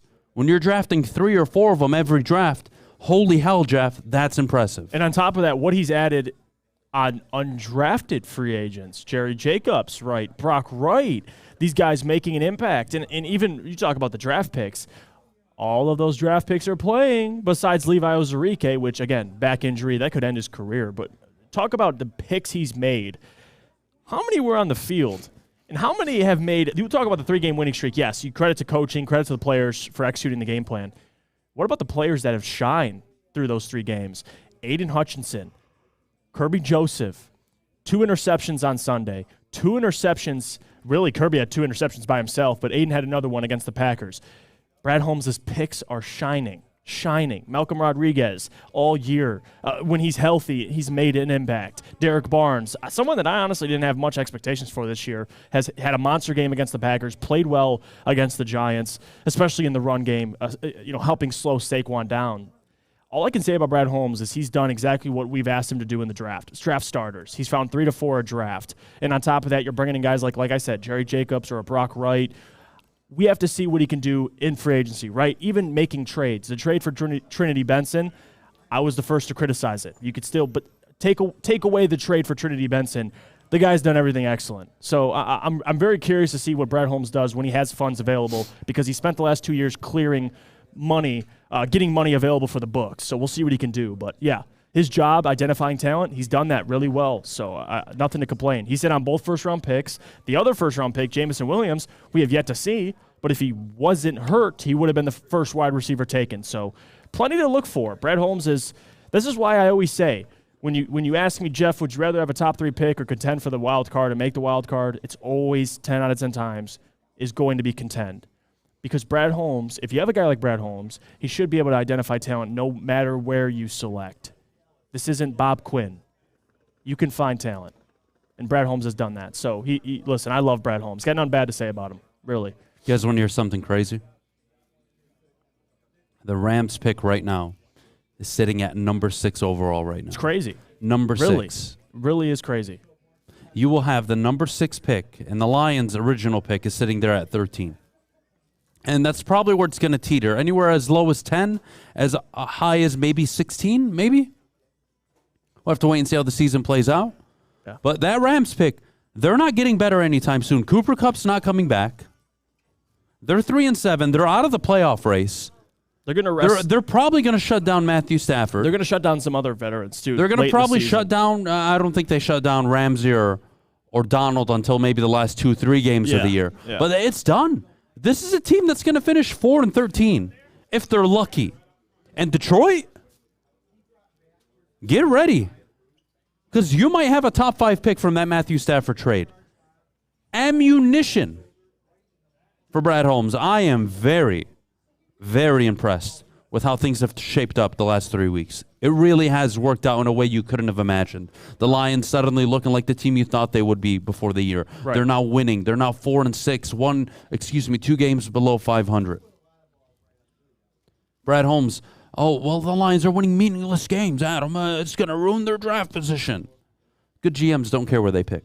Exactly. Tua was taken at 5. Herbert at 7. Allen at 7. Mahomes at 10. Watson at 12. Lamar at 32. Rodgers at 24. Stop. Good GMs find their guy at the right times, and they will be able to trade up when necessary to get them.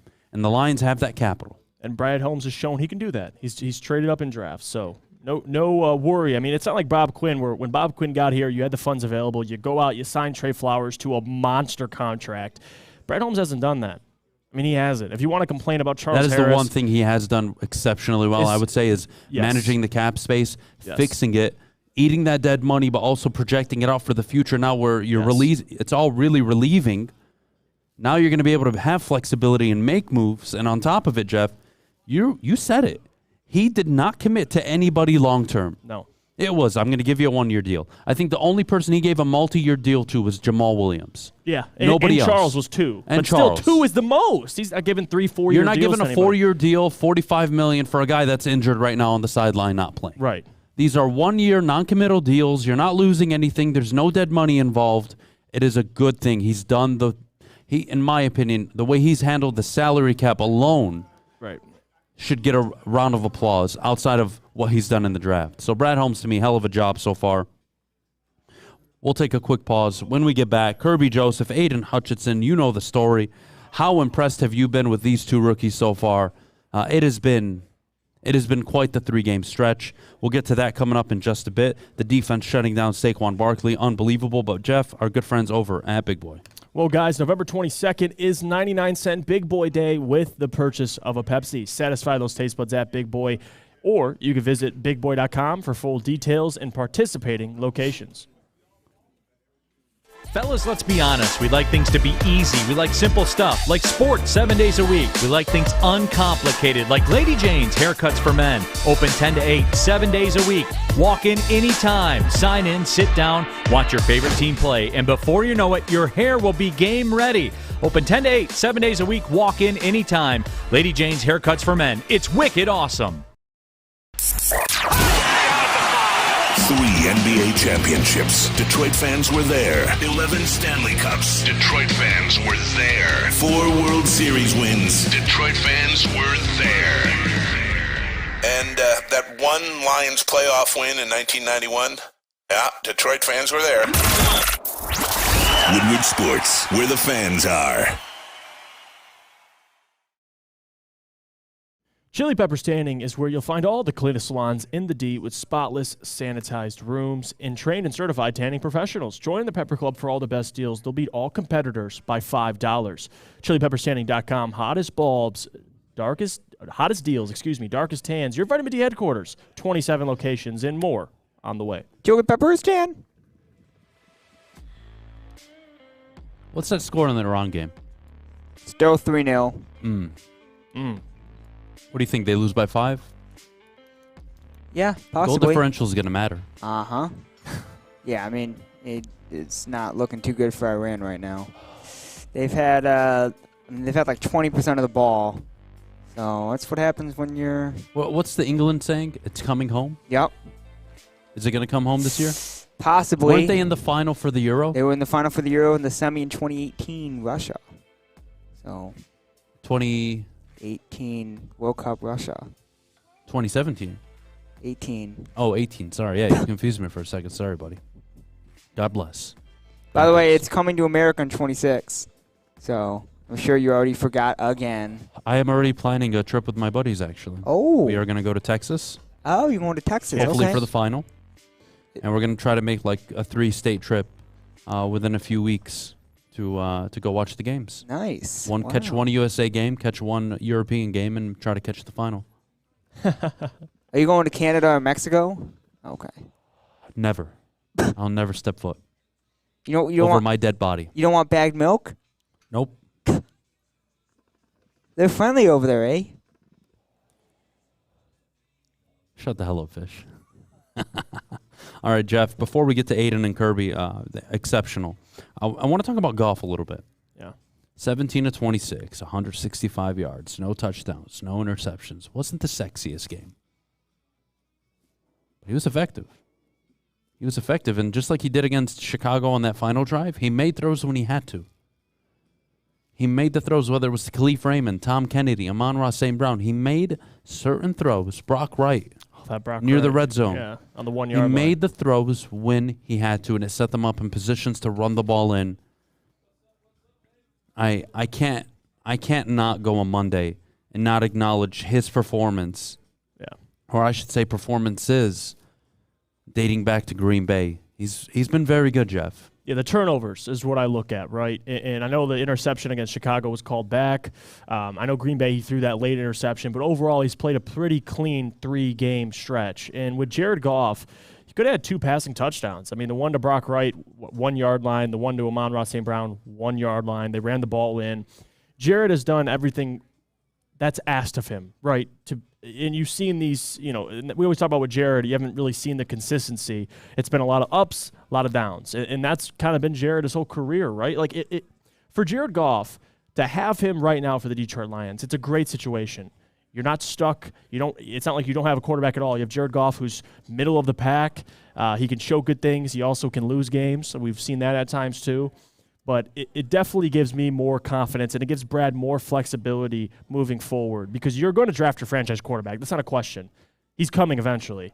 But Jared can at least keep this thing afloat as you build the roster around Jared, right? That's what you have to see moving forward. And for Jared Goff, what I've really noticed is he looks even better with Amon-Ra in the lineup. So get Jameson, get more weapons, get a better defense. And I think, Jared, you can at least – I think personally you can go to the playoffs with Jared. That's not really a doubt in my mind. Well, that's a fact because he's done it before. Now, getting farther than that, that's where you draft a franchise quarterback, hoping he can be better than Jared. But Jared brings the Lions everything they need right now, and that's stability at the quarterback position. And you got 2 first-round picks with them. So no problems right now with Jared. You took on his contract for a reason. Yeah, no question. And it's playing out in the best way possible. The Ram – what is it? Goal in Doha. Who? England scored. Saka, just a simple play up. A little bit of a turn and flack. Kicked on the left foot. Turned the defender around. Just right off the ball. Perfect. And they go in. That's pretty simple now. It's just they're too good. They're going to score maybe 5 or 6. They'll score 1 or 2 more, and that'll be it. But just this, simple play. Here's the replay. Goalie kicks the ball down there, and there's no Iranian players there on the header. Heads it down. Now they're just running through the whole Iranian defense. Good little flick ball down there. And I think that's Raheem Sterling down there. Oh, no, that's going to be Saka who scores it. Just turns around 2 Iranian defenders and just puts in the bottom corner. Goalie was nowhere near. It's pretty simple now. They're just moving through them. They're up 4-0 now. They got about, 28 minutes left. And that was your World Cup update with Fish. I love this comment, you, by the way. Sorry to interrupt you, Fish, but I got to point this out. Sirius in the chat, WoodwardSports.com. I still think Goff is good enough to spend the next draft picks on expanding the defense. That's it.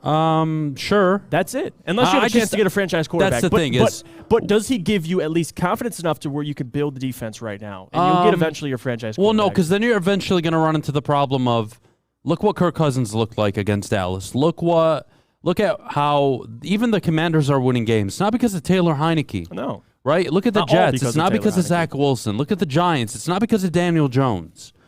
You don't want to fall into the trap of, boy, you really built a really good roster, but now you're being held back from being what you think you can be because of quarterback play. At the end of the day, if you have an opportunity to draft your franchise guy, you believe in him, you do it. You do it. So whether it's this year or next, I don't care. But I don't think Goff has... Look, the first 3-4 weeks of the season, Jared Goff, I think I would sit here and say, 100%. Right. But now you've seen him level off, underperform, and now really go back to the basics where you're kind of keeping it out of his hands in the most important situations. He's not turning it over. Now you're winning games. And you know what? That is a formula for success. We see it all around the league. That doesn't mean that you have to accept that going into next year. Right. And again, you saved $25 million by cutting him. Yeah. That's a big number.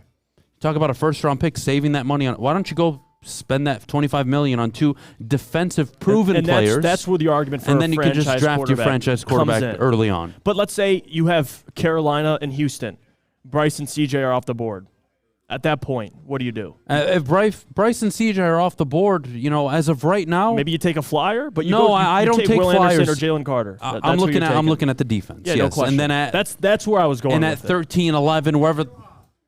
11 again. Jesus Christ, Fish. At pick 11 or 13, wherever they end up being, you can consider the quarterback there or in the second or third round. But again, if it's only Bryce Young and C.J. Stroud to all of you at home, then I would say if they're not available at 6, you're probably not. Right. You're probably not going to have that conversation. You're probably not going to do it. But again, Fish, what the hell are you saying, buddy? Yeah, Adam, we got to Iran. It's against the run of play. Good little cut-through ball. Passes inside and just roofs the top corner. Pickford kind of jumped up there. He couldn't save it, though. It's off the crossbar. It hits the bottom of the crossbar and goes in. It's a goal. It's 4-1 now. And, Iran's not going to do anything with this. But the Iranian fans are happy. They're excited. They got their goal.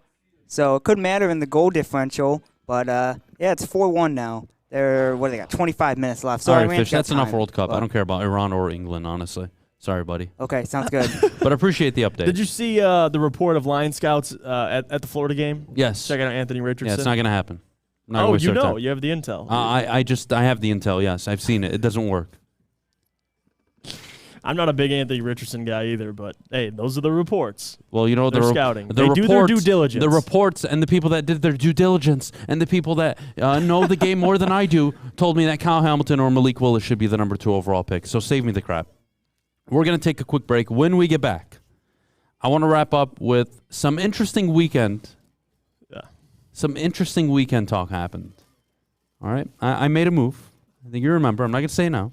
Yeah. And, there are consequences for your decisions in life, along with the Lions' 3-game win streak. So we'll wrap up, and then we'll get to Mailbag at 9:50. But before we go, Jeff, our good friends over at Swiss Insurance. Well, guys, Swiss Insurance Group and their employees are heavily involved in their community. It is very rewarding, but also comes with great responsibility. If you sit on a local youth sports board, homeowners association, or a volunteers coach, directors and officers insurance is a must.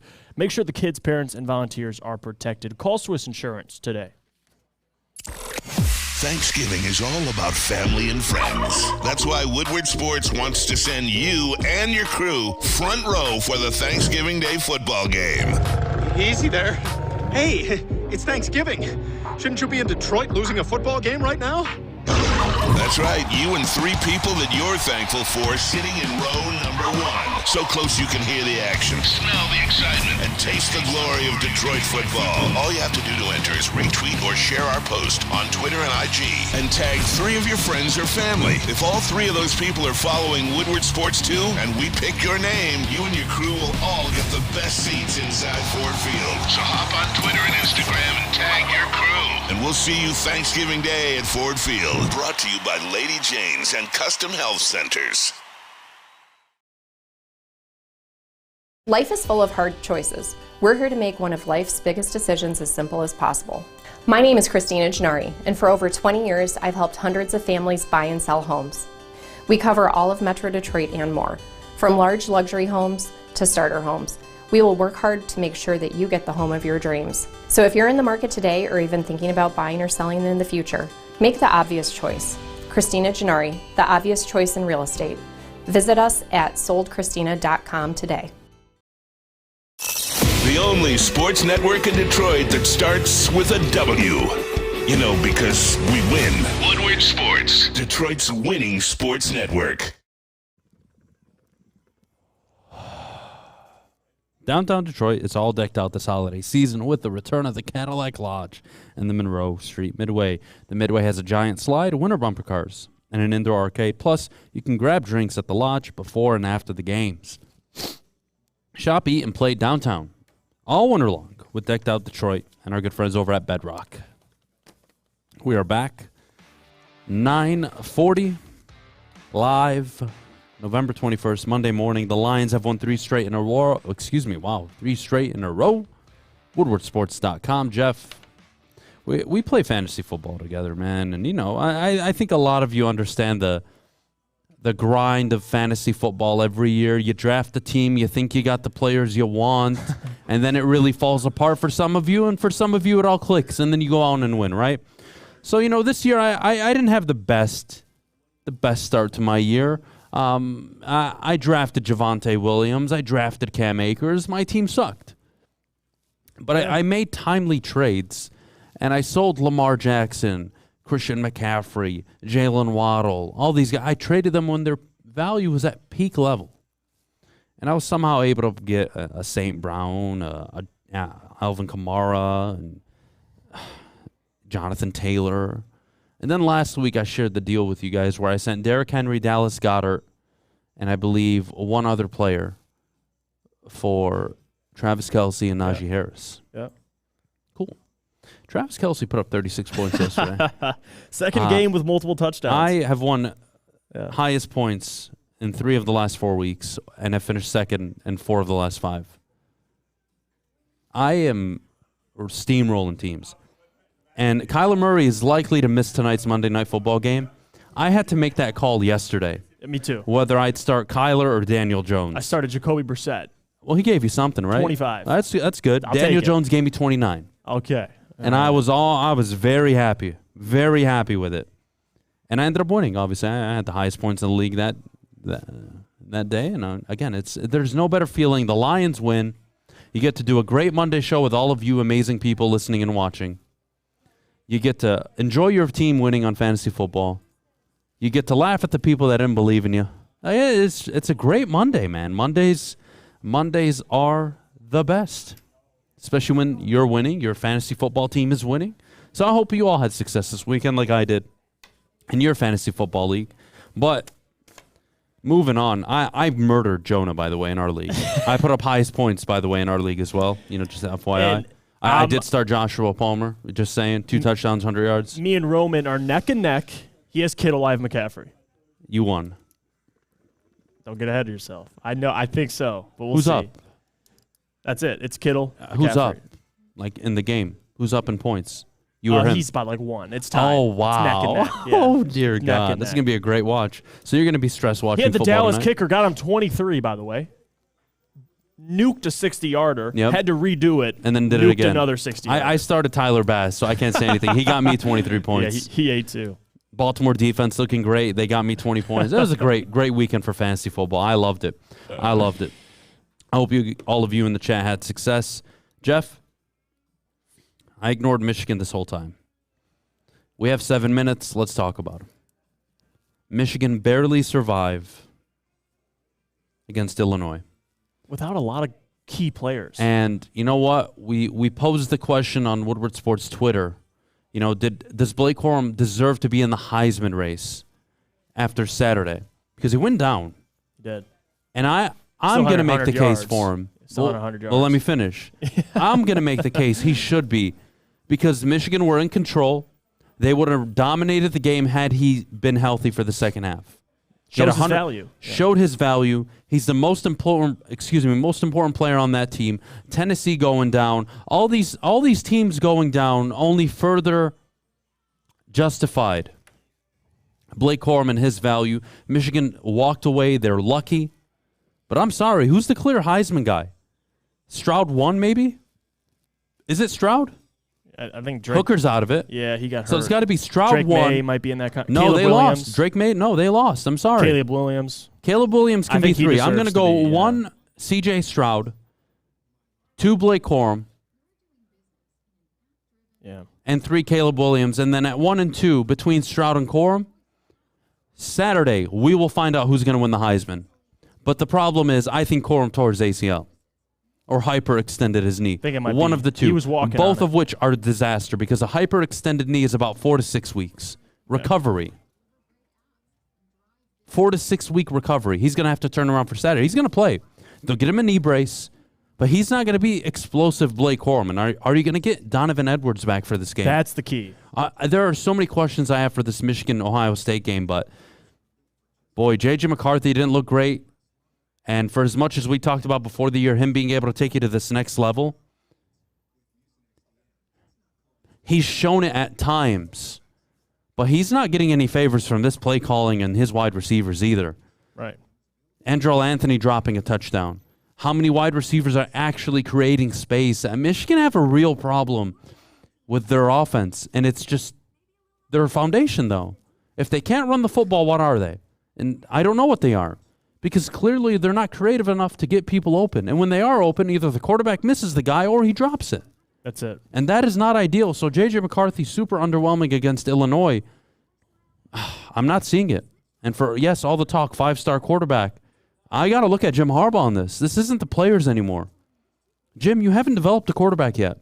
I promise you, if J.J. McCarthy's starting at USC, Ohio State, Clemson, he's much better than what he is right now with Michigan. I can guarantee you that. Yep, I would agree with you. But that doesn't that doesn't alleviate JJ from his punishment. No, poor play. Because he played pathetically. Yeah, almost 50%. He was poor. Completion percentage, no. He was overthrowing balls. He was darting balls that needed to be touch passes. Again, I know that it was a hectic environment. The game was chaotic. Michigan weren't sure what to do on offense to even move the ball downfield. And Illinois has a lot of drop balls from defense. his receivers. Yeah. I get it, but boy, that is not the performance you want to see, Jeff. No, but to your point about Blake Corum, without Blake, I mean, you see C.J. Stokes, 3.3 yards per carry. Gash only had 3 carries, 2 yards per carry. Like, it really shows Blake Corum's value because the guy was averaging 6 yards per carry before he went down, 18 for 108.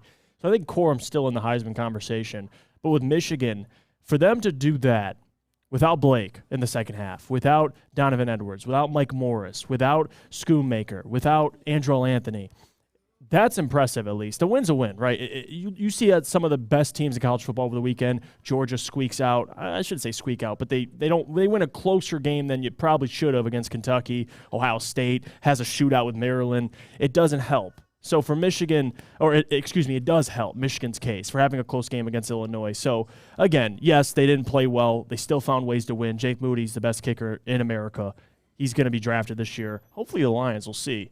But Michigan, they get out. That's all that matters. They win. They stay alive. You're undefeated. You face Ohio State this week. The number one concern is Blake Corum's health, getting him healthy. Because if he's not healthy, even if Donovan Edwards plays, the confidence level decreases, significantly for Michigan. So need to get those guys back. But Mike Morris not being there, not being able to sustain pressure. And Illinois' offensive line, they're one of the better offensive lines in the country. Not having Mike Morris hurt them. It really did. So those guys will be back this week against Ohio State.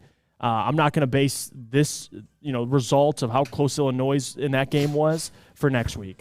Wait till these guys come back. Well, we have all week. We really do have all week to preview this game, what our expectations are. But at the end of the day, they got away with it. They really did. For everybody, including the head coach of Illinois, complaining about the refs, shut up. The refs were poor both ways. Yeah. That pick play, you should expect it. That pick play, I would argue, should have been thrown a flag. He was clearly blocking 4 or 5 yards downfield. Having said that, they didn't. So what? Deal with it. Maryland taking Ohio State to the end. It wasn't a pretty weekend for all the top teams in college football. They all won gritty, tough, tight games. And that's the beauty of college football. It is. Yeah. So for everybody saying, all these blowouts, Georgia, this, Ohio State, that. Ohio State played Maryland close. Yeah, Illinois played Michigan close. Georgia played Kentucky semi-close. Very close. They won by 10 points. Will Levis sucks. Oh, he does, yeah. Having said that, we'll take a break. When we get back, get your questions in the chat. Jeff and I will answer them. Mailbag time. Get all of your questions on the WoodwardSports.com chat. But before we go, I got to tell you about Planet Fitness. Sign up today, $0 down, $10 a month. Get yourself in shape. Where will I be after the show? Well, I'm going to be going to Planet Fitness and getting my workout in 4 or 5 times a week. It changes your life physically and mentally. Get to the gym, Your fitness is essential. Check them out in-store at Planet Fitness or at planetfitness.com. Thanksgiving is all about family and friends. That's why Woodward Sports wants to send you and your crew front row for the Thanksgiving Day football game. Easy there. Hey, it's Thanksgiving. Shouldn't you be in Detroit losing a football game right now? That's right, you and 3 people that you're thankful for sitting in row number 1. So close you can hear the action, smell the excitement, and taste the glory of Detroit football. All you have to do to enter is retweet or share our post on Twitter and IG and tag 3 of your friends or family. If all 3 of those people are following Woodward Sports too, and we pick your name, you and your crew will all get the best seats inside Ford Field. So hop on Twitter and Instagram and tag your crew. And we'll see you Thanksgiving Day at Ford Field. Brought to you by Lady Jane's and Custom Health Centers. At work and at home, we're there with smarter security solutions. Featuring complete automation with customized alerts and more. For over 90 years, we've been the company that's been counted on to protect what matters most, all with personalized service and care. Right now, for a limited time, receive a free video device plus free installation with a new home system. Guardian Alarm. We protect Michigan. When you need apparel, there's only one place to go. Big Frog in Novi. With no setup fees, no artwork fees, no minimum, and a 24-hour turnaround, you can have your whole team outfitted in no time. Embroidery, direct-to-garment, vinyl, and screen printing, Big Frog has it all in all the styles you want. So whether it's a sports team, fundraiser, school event, or corporate needs, Big Frog is your one-stop destination. Visit bigfrog.com/Novi or call 844-4-BIG-FROG. We are the network for Detroit by Detroiters. Welcome to the Woodward Sports Network. At Alta, uptime matters. Alta Equipment has everything you need to get the job done. If you have a big project coming up, Alta Rent has you covered. Call them today, 844-GO-TO-ALTA. That's 844-GO-TO-ALTA today. All right, we are back here on the Morning Woodward Show live, woodwardsports.com here at Feldman Chevrolet out in Novi. I'll start with this Go question. Funky, friend of the show, Mailbag, Jeff and Adham, can we give Sheila a little shout-out since she came out and said be patient, she believed in them when things were up and up? No, you don't tell a fan base that's waited 65 years to be patient. It's a stupid word. But being patient led to the 3-game winning streak. No, it's stupid. It's stupid. You still believe it's stupid? I do. It's irresponsible. Telling people to relax. Because if they're 1-2 in this stretch or 2-1, they would be, 3-7? Yeah. I'm sorry. The sense of urgency, loved it. The coaches had no choice whether she came out or not. Right. Their jobs were on the line, and they've answered the bell in the last 3 weeks. I'm not. No, absolutely not. I don't You as mind an it. owner do not get to come out and preach patience when you're 1-6 blowing games away. It's unacceptable. Well, maybe she knew. She knew they were going to win 3 in a row. She didn't know that. I'm saying that she knew that they were blowing games. Be patient. And you're seeing them late in the season progress and win these games, close games. I'm telling you where I'm at. Okay. How Tell me dare where you you're tell anybody to be patient when that's all these beautiful fans have been for 65 and plus I can't. years. I got none for that. You're right. You're right about that. That's where I'm at. You're absolutely correct about that. Can we all agree the staff shouldn't play Swift in short yard situations anymore? He's too scared to lower the shoulder and get it in. I think they figured that out, to be honest with you, Jesse. Justin Jackson had, 9 carries? Yeah, had a 27-yard. Almost 7.5 yards a carry. Had a 27-yard run, yeah. So him and Williams, it seems, are going to be the pound backs, and then you're going to look at DeAndre Swift as the guy that's going to get you, a few catches out of the backfield and maybe a few dynamic runs if possible, but you're not going to rely on him. Adam, do you see Justin Jackson taking Swift's carries and becoming the dynamic runner alongside Jamal? I don't think they're ever going to take away Swift's carries. I can see them going to that 3-man backfield, going to the hot hand. I think that's the right way to do it. Because I tweeted last night, Justin Jackson might be, keyword might be. I didn't say he is running back too, but he's playing like it. He's making the most out of the carries he's been given. So I don't know what's up with DeAndre Swift. He just doesn't look comfortable. He's so talented, but he just doesn't look right. I mean, that goal, it seems like he's going sideline to sideline rather than north and south. Go straight up the middle, and he's kind of floating to the sideline. And he had a couple tackle for losses. I think he lost the one time where Justin Jackson got them to the goal line. They gave it to Swift, and he lost like a yard. They stuffed him right away. I'm like, come on, dude.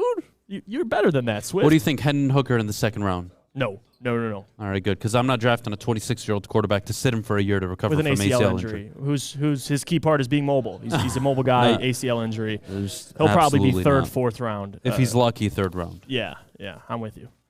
Adam, out of all these countries, where would you live? And you cannot say none. You have to pick one. Poland, France, Australia. I've lived in Poland and France before. France is a shithole. Poland is nice, but not my kind of country. I think Australia, Fish. Ooh, I think I would live in Australia. That's is nice. Australia nice? I've never been. Yeah, they're similar to like Hawaii. Yeah, the French are Other really than kangaroos and French are assholes. Nobody likes the French. So, yeah, I would Is definitely not. Is that you saying that? Yeah, from my personal experience, I lived there for a little bit. It was awful. I have heard a lot of people say that though, that the French are not nice people. Yeah, they're not nice at all. They're all rude as hell, racist. Dirty people, too. Very dirty. Streets full of trash. Well, that's similar. Isn't that kind of similar to San Francisco? What is it?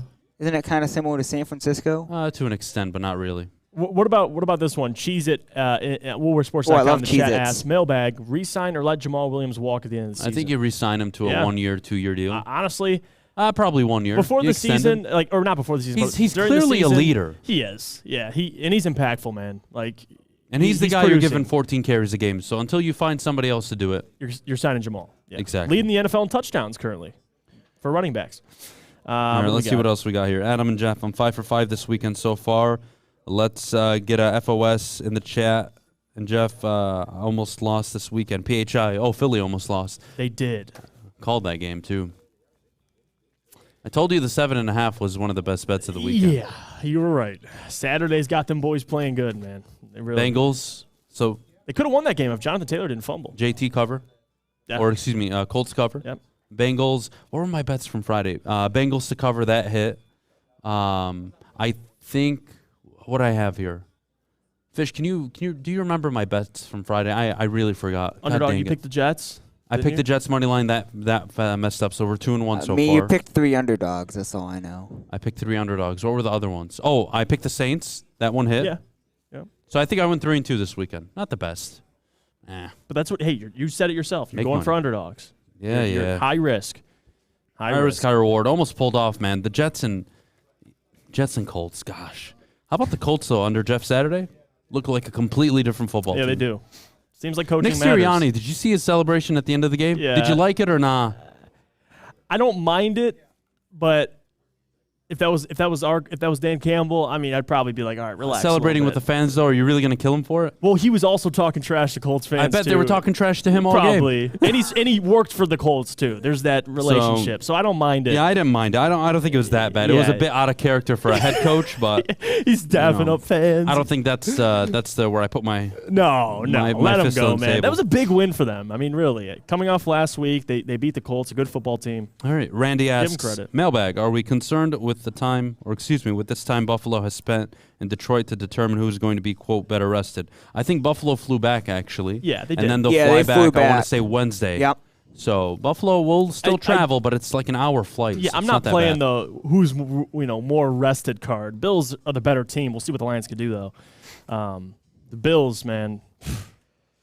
We'll get to it when we get to it. We'll talk about that game. All right, fair enough. Let's see. Oh, by the way, Kirby Joseph outplaying fellow rookies Nick Ross. Colts are over there scratching. Chris Ballard's like, wait. I mean, I it's took not like Nick Cross is Cross. awful, but but he listen. I know, I get it. Kirby fell right into Brad Holmes' lap, and he capitalized. 100%. Well, Love that's it for us. Thank you to everybody who joined us today on a beautiful Victory Monday morning. The Lions beating the Giants 31-18. Fish, Alex, Stick, everybody here at Feldman, thank you so much for having us. We will be out of here. Make sure you check out Big D Energy live in an hour here at Feldman. Armani and Edwards at 2 o'clock. The heavyweights at 5. Check them out. Have a great rest of your Monday. To all of you in close fantasy football matchups, good luck. I wish you nothing but the best. Thank you to my good friend Mustre, who traded me Travis Kelce. Oh, you are the donkey of not only the year, but maybe of life. I can't believe he traded Travis Kelce. So thank you for that. I appreciated it. Watching him put up 35 in his debut for my team was very nice to see. Taking candy from babies, man. Why are you doing that? I loved it. I fleeced everybody this year. Having said that, y'all have a great rest of your Monday. Thank you so much. Make sure you drop a like on the video before you go. Make sure you're following Woodward Sports and check out woodwardsports.com for all the latest news. Merchandise, I'm telling you. Got to get right. We're out of here, guys. Take care. Go watch USA. How do you not go USA? Go World Cup. Bye.